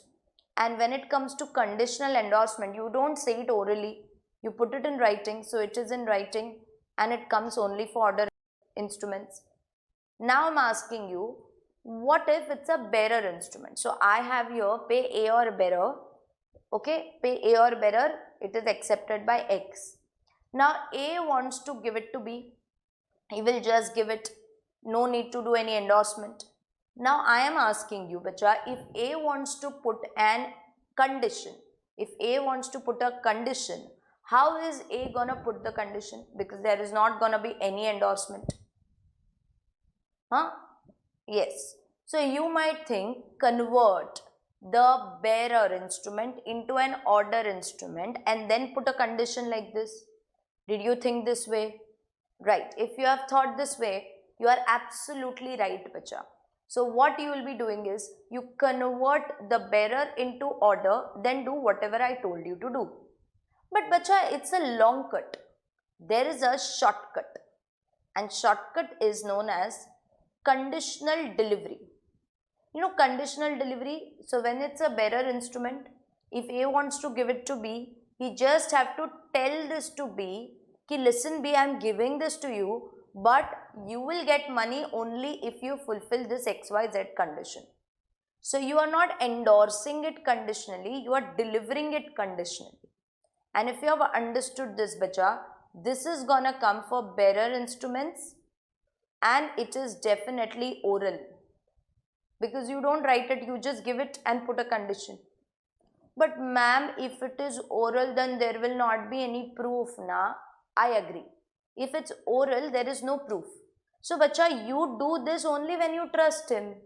If you don't trust him, follow your long cut. If I don't trust the opposite person, I'll convert the bearer into order, then write it and then give it.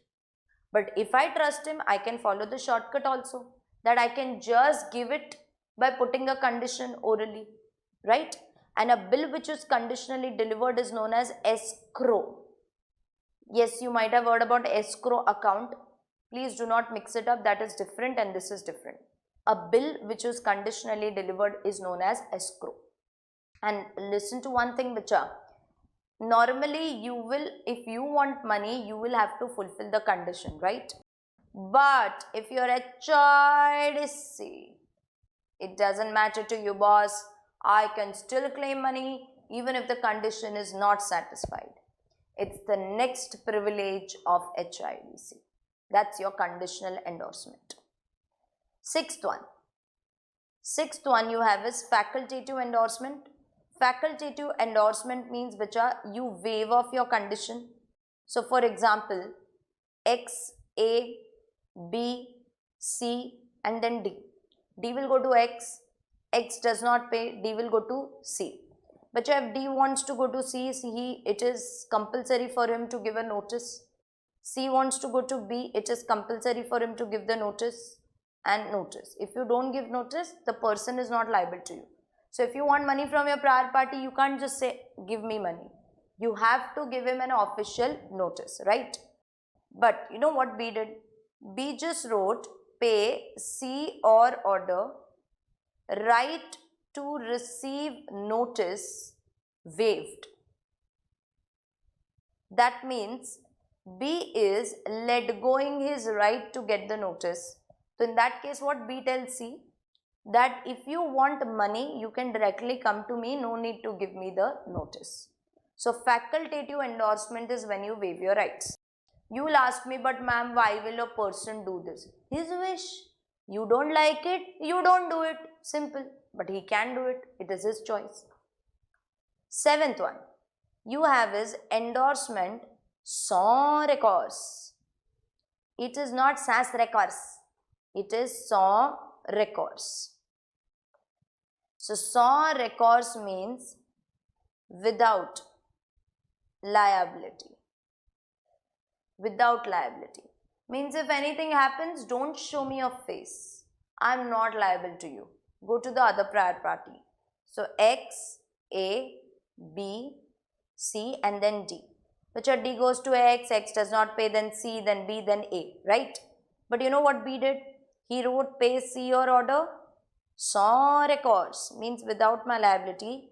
If anything happens, don't show me your face. So if D goes to X, X does not pay, D will go to C, but C can't go to B, C will go to A.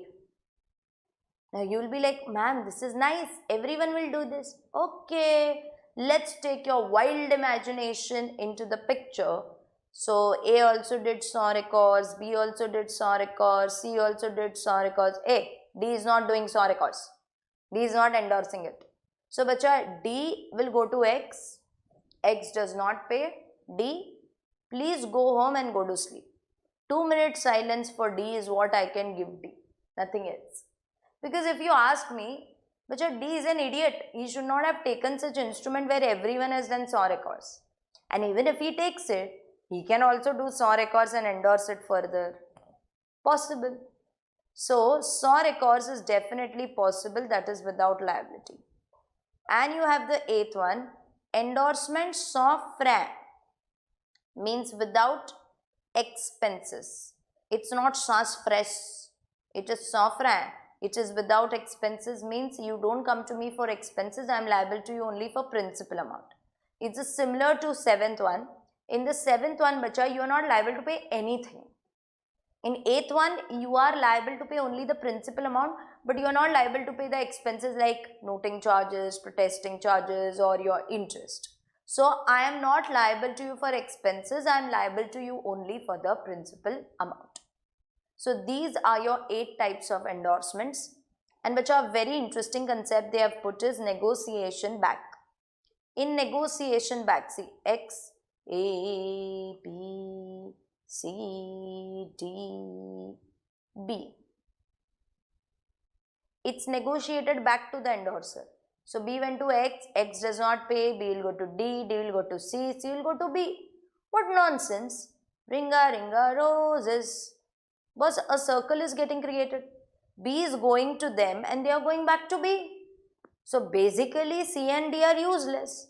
Therefore, C, D are discharged because they are useless. But let me change this. What if I tell you, here it happens like this, C, D, B. Now B has signed its SAW records. So B will go to X, X does not pay, B will go to D, D will go to C, C will go to A. That means which our circle is not created. Therefore, C, D are not discharged. Simple. Not discharged. So that is your negotiation back. So endorsement, if you see in your textbooks, bacha, meaning you know, essentials, it should be signed, etc. Types, blank or general, full or special. But bacha, this way you can't convert a bearer check into order because of the rule once a bearer, always a bearer. Restrictive endorsement, pay C only. Partial, it's invalid unless it is partly paid bill. Conditional endorsement, in that you have conditional delivery. Then you have facultative, waiving your rights, SAW records, without liability, without expenses. And you have negotiation back, both the situations are covered. So if you see privileges, one more tick we have done, that is your third one, escrow, privileges. So out of 8 we are done with 4. Now bacha, if you see, institute sometime back had issued one notification that some things are removed from your syllabus. This is with effect from November 2021 exams. Yes. So parties to notes, bill and check was the first point given in the notification. In our textbook, the heading of the same thing is liability of parties. So everyone, you can see this in your textbook, liability of parties, please cancel that. Section 27, 28, Section 29, Section 30, 31, 32, 37, 38, 39, 40, 41, 42, 43, 44, 45 and 45A. Till this finder duplicate bill, till this point, that is section 45A, please cancel. So be happy, that's gone from your syllabus. Yes, do not cancel the next part, it's there. The next part says, instrument if it is obtained illegally. Now I am going to take one example, it's quite lame, but then I have to take it. Example, Amit went to Don and he offered him 5 lakhs money to kill his wife. So Don is gonna kill Amit's wife. But for giving this money to Don, Amit does not have money. So Amit tells Don, I don't have money. You proceed further with the work, I'll give you money in 2 months. Don says, no, I don't trust you. Give me a promissory note. Cartoon he is. So Amit wrote, yes, I, Amit, promise to pay, yes, 5 lakhs to Don after 2 months. Yes, as per this, Amit is gonna pay Don. I know this is quite lame, but the instrument has been made with unlawful object for unlawful consideration. So can I call Don as HIDC? Nope. If Don gives it to B, who obtains it for consideration in good faith before maturity, that means B is HIDC. So if B, can B go to Amit and recover money? Yes. What if Amit does not pay? Can B sue Amit? Yes. because he is HIDC. So if instrument has been obtained by unlawful means or unlawful consideration, bacha, this person can never claim money, but if it is given to HIDC, it doesn't matter to him, he can still claim money. That's regarding your unlawful means. Secondly, bacha, one more question I want to ask students, because a lot of students have this misconception. Tell me, a bill which is not yet accepted can be endorsed further. You saw this? Yes. Now, I am asking you, a bill which is dishonored or it is overdue, can it be endorsed further? Answer is yes. So, X, A, B, C. Let's say the due date is 10th of June 2020. I'm just taking random date. Today's date. So, C went to X on this date. He did not get it. The bill is dishonored. Still, C can endorse it to D. Ma'am, why will D get it? Or why will D take it in the first place? Which are D might think the bill is still outstanding.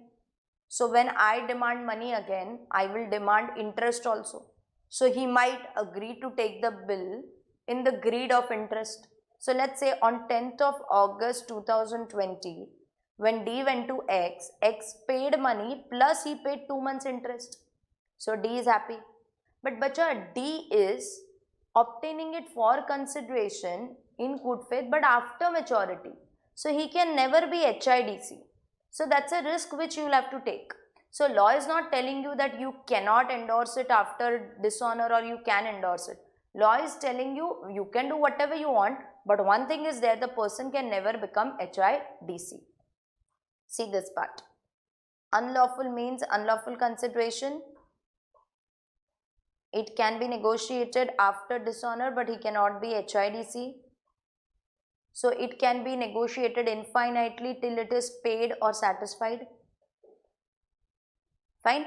And if you see, again one more privilege we finished. That is your fourth privilege. Instrument is made for unlawful object, unlawful consideration. It will not matter to HIDC. Okay. Now, again your institute had cancelled few more things. Presentment, cancel that. Section 61, 62, 64, 75A. When presentment is unnecessary, entire thing you cancel. Section 77, that also you cancel.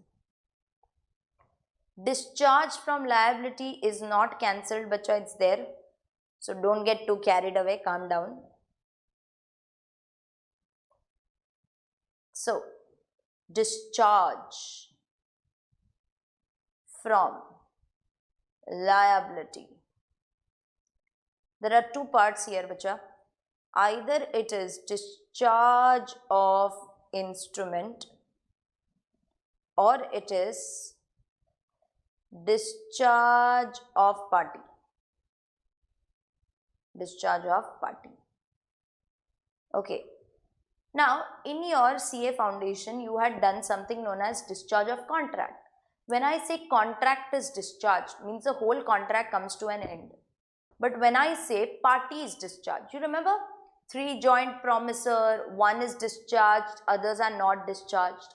When I say party is discharged, only that party is not liable, but the contract is still there, right?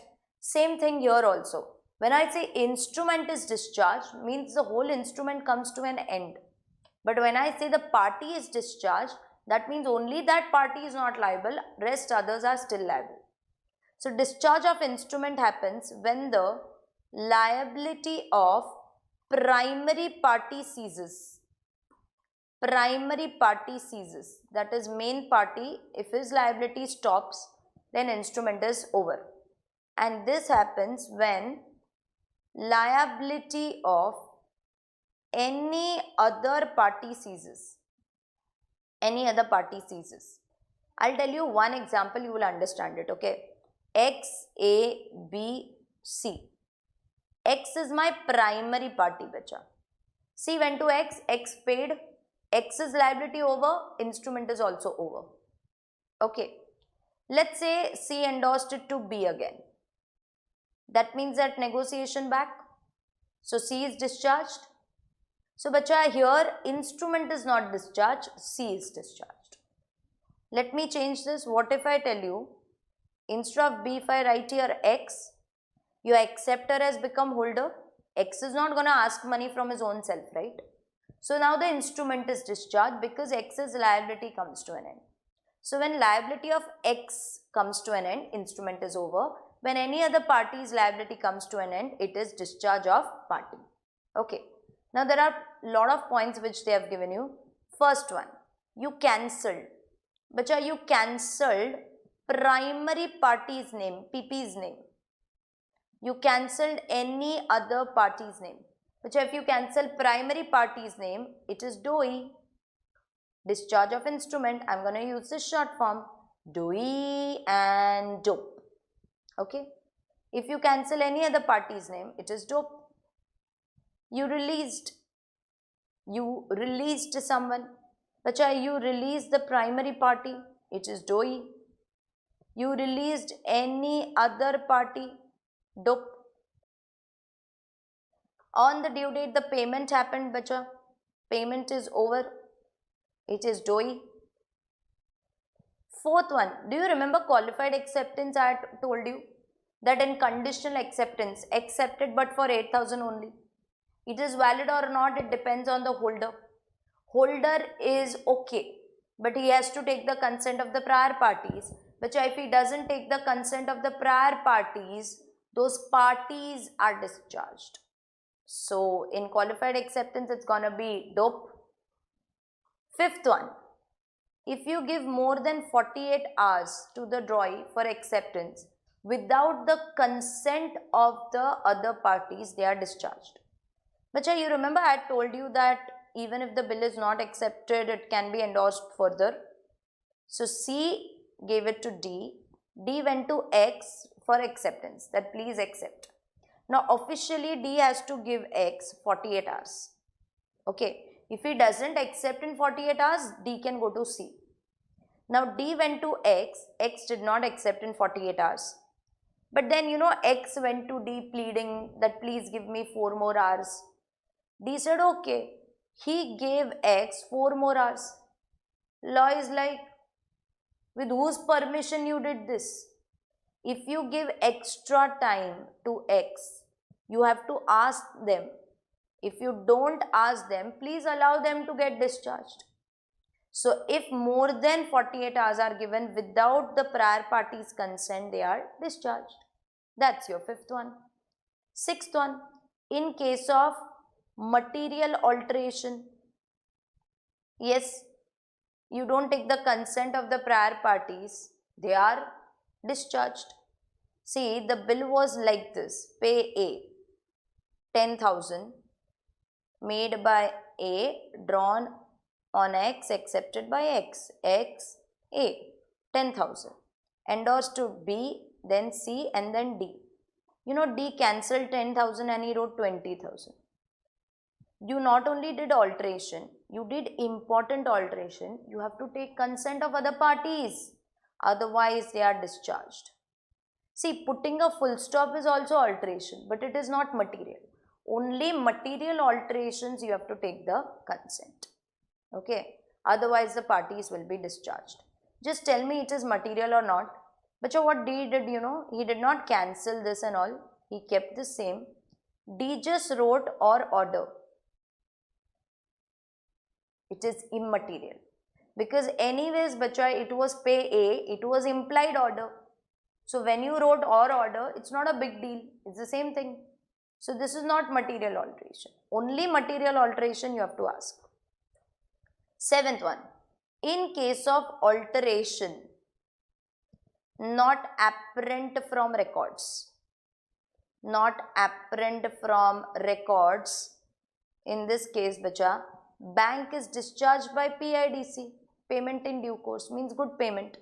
There was X, he wrote a check in name of A and bacha, the check amount was 10 rupees. You normally do like this, no, and write only, so that the other person doesn't alter anything. But X poor fellow did not know, so he just wrote 10 here, he just wrote 10 here. You know what he did? He put 3 zeros and he wrote 1000 only. That means, can I say A has done some changes? A has altered it. But this alteration is not visible from records. You can't make it out only that there is some change which has happened. So if bank is debiting X's account by 10,000, you can't blame the bank because bank has done payment in due course, good payment. So X cannot blame the bank, but X can blame the person, that is A. So he cannot blame the bank. So bank is discharged if there is any change which is not apparent from records.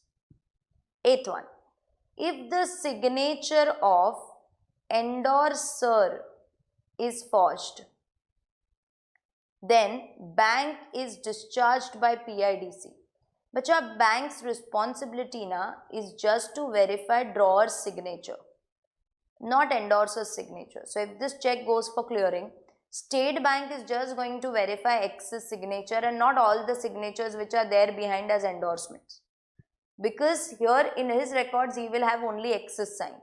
Now on the back side of the check, someone just wrote pay B or order, okay, signed A, but this sign is forged. How will SBI come to know about this? SBI cleared this check because X's signature matched. So in this case, bacha, bank is discharged. You can't blame the bank. If X's sign is forged, then bank is not discharged. But if endorser's sign is forged, then bank is definitely discharged. Ninth one, bacha, X wrote a check in name of A and 10,000. The check was drawn on 10th of June 2020, valid for 3 months. Okay, X had 20,000 in his account. That means the check will definitely clear. X gave this check. A was gonna deposit this check, but then he could not deposit in those 3 months and bank became insolvent. Anything can happen in our country, yes. Not only in our country, everywhere. So, bacha, even banks can be declared as insolvent. So, law says X is discharged because X kept sufficient balance. If A wants money, he has to go to the bank and recover it, not Mr. X. And last one, though, I told you, acceptor becomes holder. That means X, it comes back to X. So in this case, the instrument is discharged. So this is your discharge from liability, discharge of party, when liability of party ceases to exist and instrument is primary party. Modes, we saw cancellation, release, payment. You gave more than 48 hours without asking. You did not present the check within 3 months, the last point which we saw. Signature of endorser is forged, bank is discharged by PIDC. Conditional acceptance, you don't take the consent. Material alteration, you don't take the consent. Bank is discharged by PIDC in case of alteration not apparent from records. 10 and then adding those 3 zeros. Then acceptor becomes holder. That's your next one. Clear with this? Perfect. Now, coming to your next concept, that is dishonor of a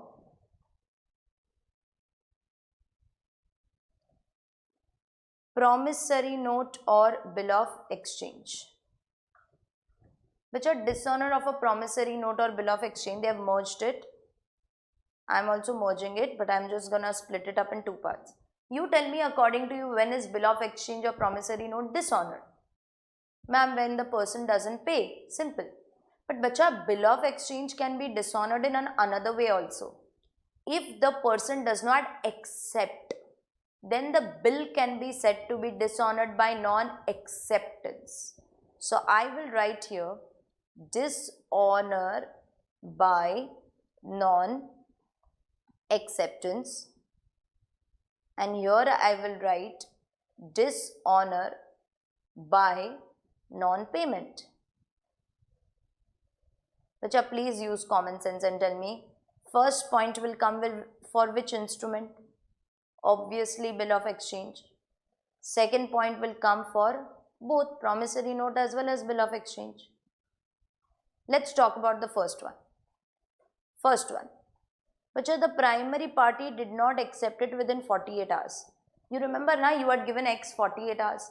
If he does not accept it in those 48 hours, the bill is said to be dishonored by non-acceptance.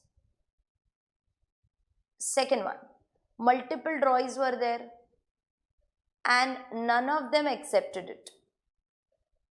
2XYZ, no one accepted it. It's dishonored by non-acceptance. Or bacha, qualified acceptance, do you remember? Accepted but for 8,000. Holder is not happy about it. So bacha, then the bill will be treated as dishonored. It's this. Fourth one, the person who accepted is an incompetent person. So minor has accepted it, which it is as good as no acceptance because this acceptance is not considered at all. Fifth one, you could not present it for acceptance. See, the opposite person will accept it only if you present it for acceptance. You only could not present it. Ma'am, why you did not present it? Because he cannot be found or he is fictitious. To Spider-Man, I'm looking for Spider-Man. Obviously, he doesn't exist. So, I could not present it. So, in all these cases, bacha, you don't get acceptance. I will say the bill is dishonored by non-acceptance. So, see, no one accepted it. A, B, C, D. D went to X. He gave him official 48 hours. He does not accept it in 48 hours. So, in that case, bacha, bill is said to be dishonored by non-acceptance. So, if D wants money from C, he has to give him a notice of dishonor. If he doesn't give the notice, he is not liable. Similarly, if C wants it from B, again he has to give him a notice. So, this is your dishonor by non-acceptance. Dishonor by non-payment. Bacha, when the primary party in the instrument doesn't pay, who is the primary party? In a promissory note, the primary party is the maker, the X, the person who makes the instrument. And in case of a bill of exchange, the primary party is the acceptor. If he doesn't pay, the bill or the promissory note is said to be dishonored. So, bacha, X accepted it, but on the due date, X did not pay. That means now C can go to B by giving him a notice. So, both the cases, whether it is dishonored by non-acceptance or non-payment, both the cases, if you want money from the prior party, you have to give a notice. So, notice will be given by prior party or his legal representative or his agent and so on. To other prior parties, yes, or his legal representative and so on. So, all that is there in your books. See, first part, dishonor of bill of exchange by non-acceptance. He does not accept within 48 hours or it is excused, presentment is not done. Draw is fictitious, draw cannot be found. Draw is incompetent, acceptance is qualified. Several draws, none of them accepted it. And bacha, dishonor of a bill of exchange or promissory note. Yes, when the party primarily liable makes default. As I told you, it will be given by holder and all. Yes, how will you give it? Either oral, written, send it by post, etc. And if you don't give notice, the party is discharged.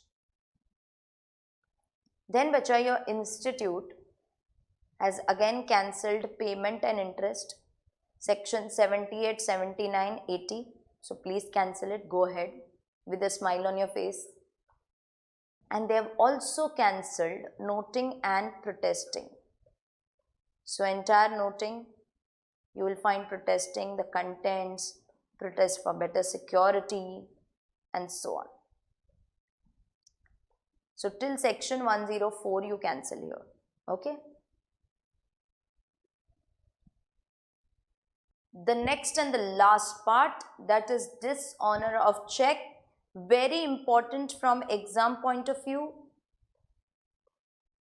and it is very important in practical life as well. Okay, so let's talk about your dishonor of cheque. Section 138, please remember. Section 138 tells you if a check is dishonored due to insufficiency of funds, if a check is dishonored due to insufficiency of funds, bacha, it will be treated as a criminal offense. And if it is treated as a criminal offense, then there is some penalty payable.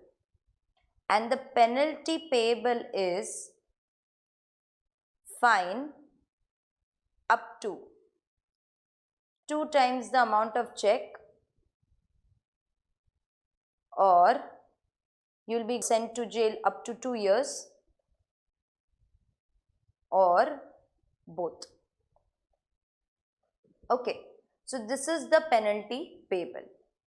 But today your check got dishonored, tomorrow you will not land up in jail. Calm down. In order to attract section 138, bacha, 3 conditions are to be satisfied.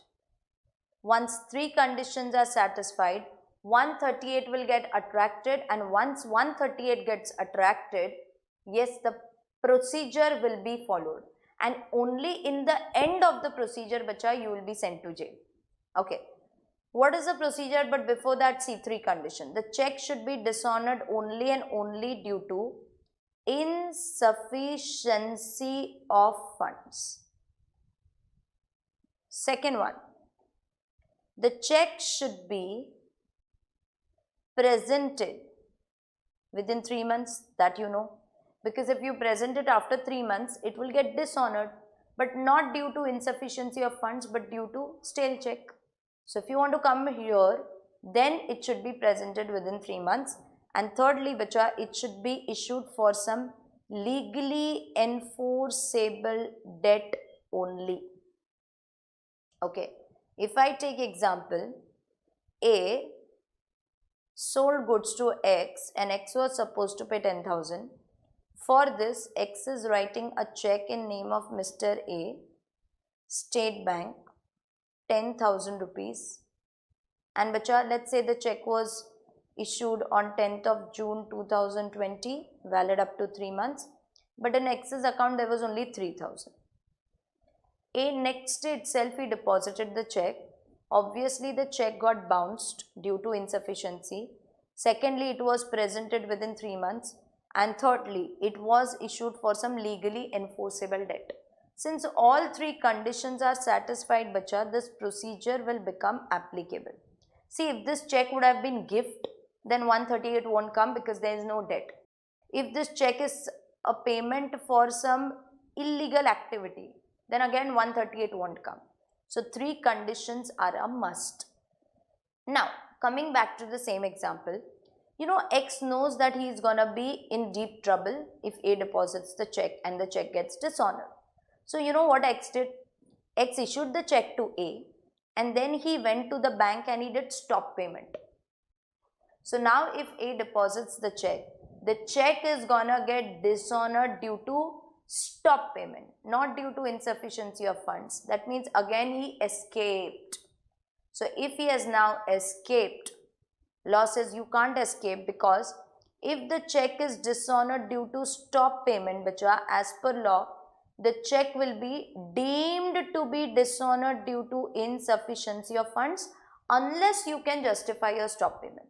So if you can justify your stop payment, then there is no problem. But otherwise, because of the deemed effect, you will be put here. Secondly, X is okay, I will have to do something else. Now X did not have a bank account. He had a bank account, but the bank account got closed. But still he had old checkbooks and he issued a check from that checkbook. Now obviously A deposited the check got bounced. Not due to insufficiency, but due to account closure. Again, if the check is dishonored due to account closure, it will be deemed to be dishonored due to insufficiency of funds. So again, you will get stuck to whatever you want. Third, X did what he did. X called up A. He issued the check and he called up A and he told him, don't present the check, I don't have money. He said, okay.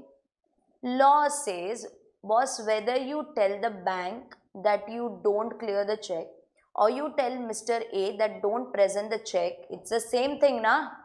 So, if you tell the payee not to present the check, it will have the same deemed effect of insufficiency of funds.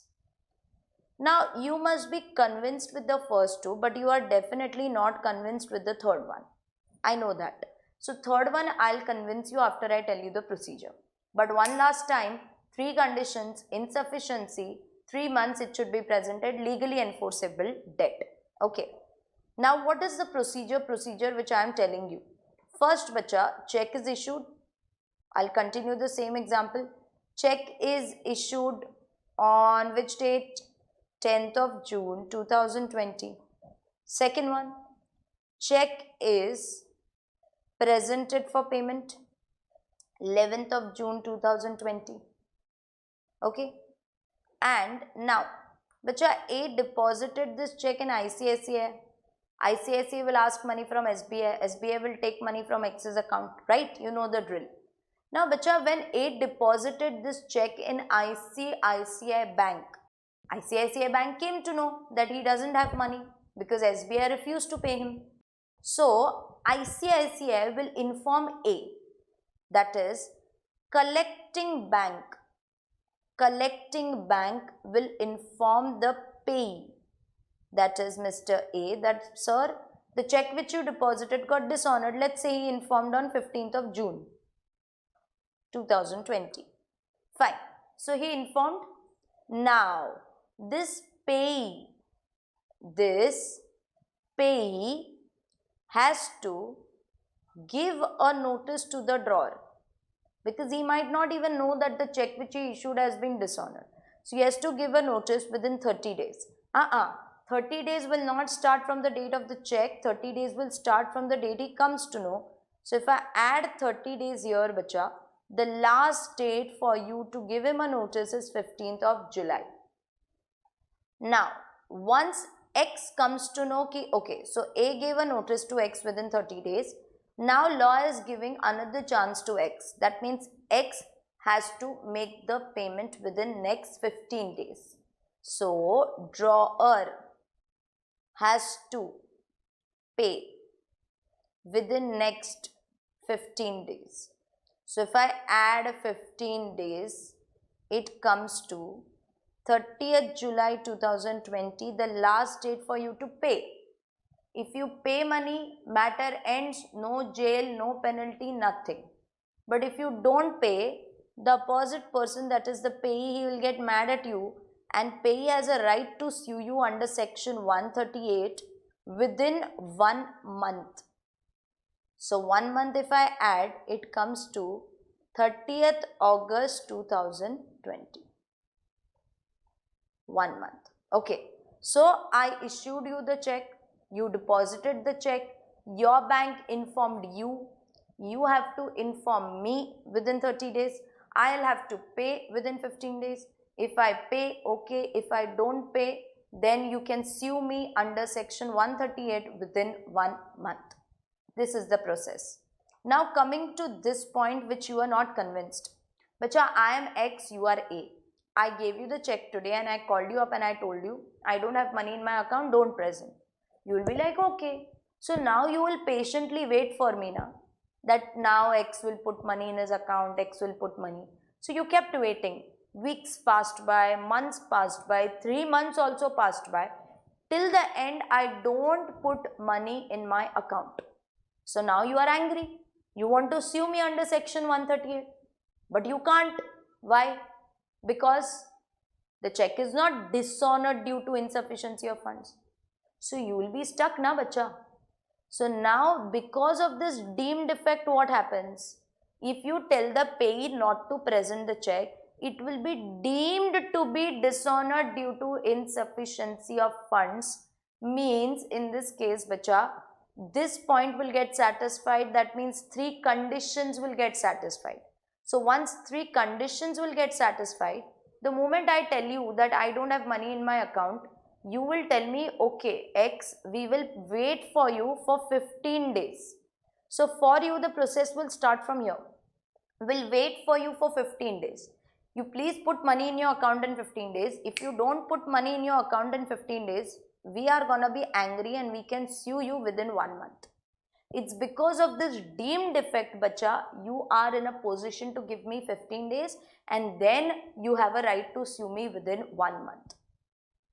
Okay, so now I hope you are very clear in this third point as well.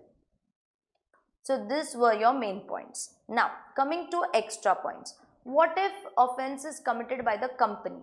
If X limited checks gets dishonored, the company and the person will be jointly responsible. Bacha, I am X, you are A, you gave me a notice within 30 days, I had to pay within 15 days, I did not pay. You have a right to sue me within 1 month. Now you are planning to sue me, but then I come to you crying and I tell you, I don't have money right now, please give me 2-3 months, please. You agree. And then in that 2-3 months, I gave you a check and that got dishonored. You can't sue me. Because law says, once if you don't sue, second time you can't sue. Because when law is clearly telling you to sue within 1 month, what did you tell law? We will see. We will settle. When you agree to give me extra time, bacha, in a way you have done some settlement only. So now the court is not going to come to your rescue. So first time if you don't sue, second time you lose your right to sue. Then secondly, bacha, it is this pay's duty just to give the notice. It is not his duty to ensure that the opposite person receives the notice. So you sent me a notice by post within 30 days, but the postal authorities lost the notice in transit. So I did not get it. So I did not pay. Still you can sue me because your duty was just to give the notice which you did. I did not get it, that is my problem. See, I am saying that you can still sue me. That does not mean I am sent to jail. So, bacha, you send the notice, I did not get the notice, still you can sue me. And when the matter is taken to the court, if I also prove in the court said that, sir, I did not get the notice, so then court only might give me some extra time.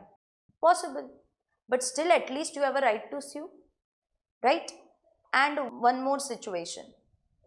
Suppose I am a shareholder of X Limited. I am a shareholder of X Limited and I had gone to registered office for some reason. You know what I found? I found a blank check signed by the directors. Like it was a blank check. I am also a good person by heart. The entire checkbook was there, but I took only one check. And I wrote this check.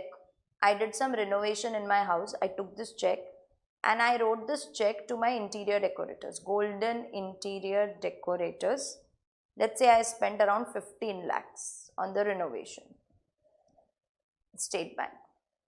But in X Limited account, there was only 2 lakhs. You know what happened? The check got bounced. So golden interior decorators, they got angry. The check got bounced. So they gave a notice to X Limited. X Limited is like, when did this happen? We did not do any renovation. What is wrong with them? So bacha, X Limited refused to pay money. But golden interior decorators cannot sue X Limited, no? Because the check is not issued for their legally enforceable debt. This check was not issued for X Limited's legally enforceable debt. But if you see na bacha, golden interior decorators cannot even sue Mansi because Mansi is not the drawer and this check was not issued from her account. So technically bacha, no offense under section 138 because neither Mansi nor X Limited comes in this category. So no offense under section 138, but they can sue Mansi under some other law and recover money for breach of contract or for fraud. So that is your next point. So if you see your textbook, 138, the punishment is 2 years, fine up to twice the amount of check or both. 3 conditions, insufficiency, stop payment deemed, closure of account deemed, directing pay not to present, same effect. Second condition, legally enforceable debt, it should be presented within 3 months. Okay, offenses by company, the company and that person will be jointly liable. Procedure we saw,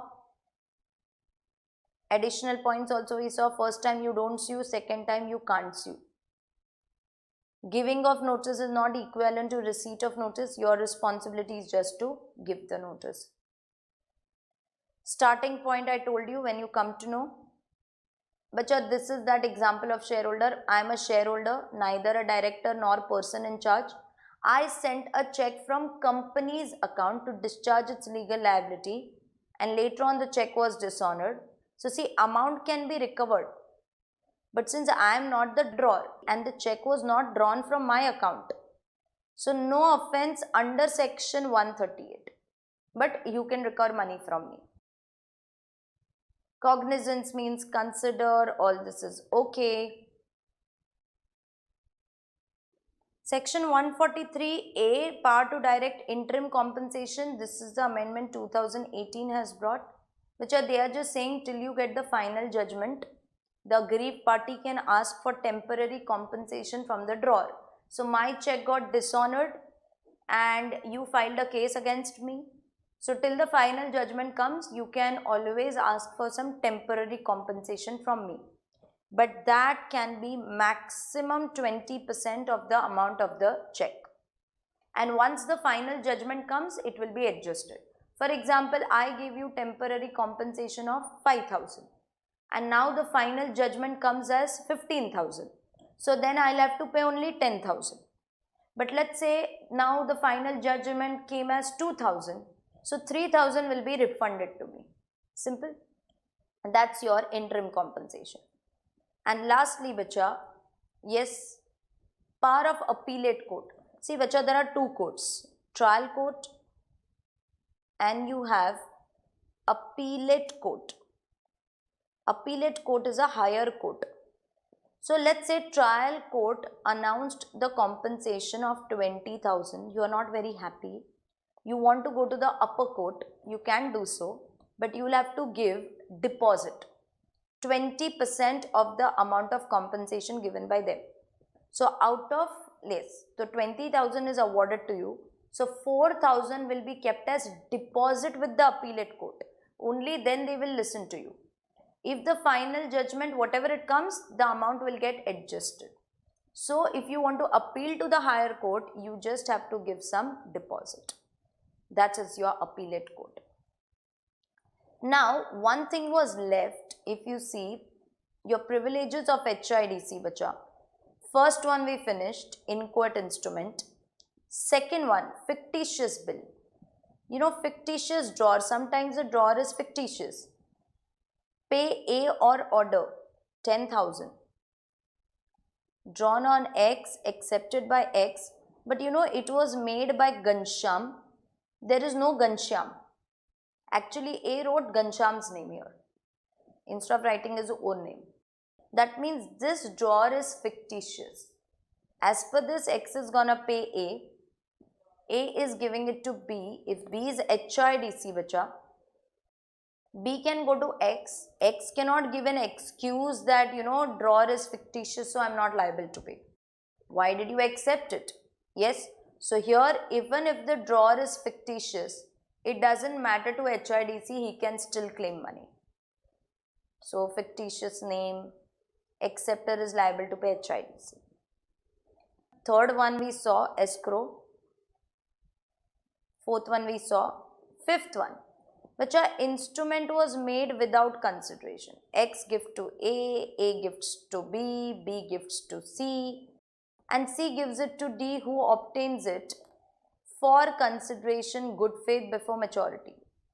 D can go to X, X does not pay. D can go to C, B, A. They can't give an excuse that instrument has been made without consideration. D will say, but I paid consideration, so I want. So HIDC can still claim the whole amount. And the sixth one, minor. Let's say X, A, B, chotu C, minor, and minor gifts it to D. Gifts. So bacha, D will go to X. X does not pay. D can't go to chotu C because he is a minor. D can't go to B because he is a holder. He can just go to immediate prior party. That means, bacha, if you are a holder, you will get stuck here. Let me change this. Suppose he did not gift it to D, but it was he obtains it for consideration, good faith before maturity. That means D is HIDC. So if HIDC gets it, he will go to X, X does not pay. See, even he can't go to a minor, but at least he can go to B, at least he can go to A. So even if there is a prior party who is incompetent, it doesn't matter to HIDC, he can still recover money from any other parties. So here he can still recover money. That's your sixth one. Seventh and eighth we saw. So this completes our privileges of HIDC and it also completes our dishonor of check. So bacha, we finish our whole chapter. I hope all your fears are gone regarding your crossing of check, endorsements, etc. etc. Please write as many legal terms possible. Section number, if you remember, important ones like I told you 456, 138 and all that, you try to write, it's fine even if you forget. Please write as many Latin terms possible. Acceptance supra protest is one such example. You don't have a lot of Latin terms here, but still do little writing practice. There are some questions which keep coming. At least write 4 to 5 answers. It will boost up your confidence. And do not worry, the paper is gonna be manageable. You just have to recollect what you had studied. Have faith in yourself. Okay, bacha? Bye-bye. Good luck.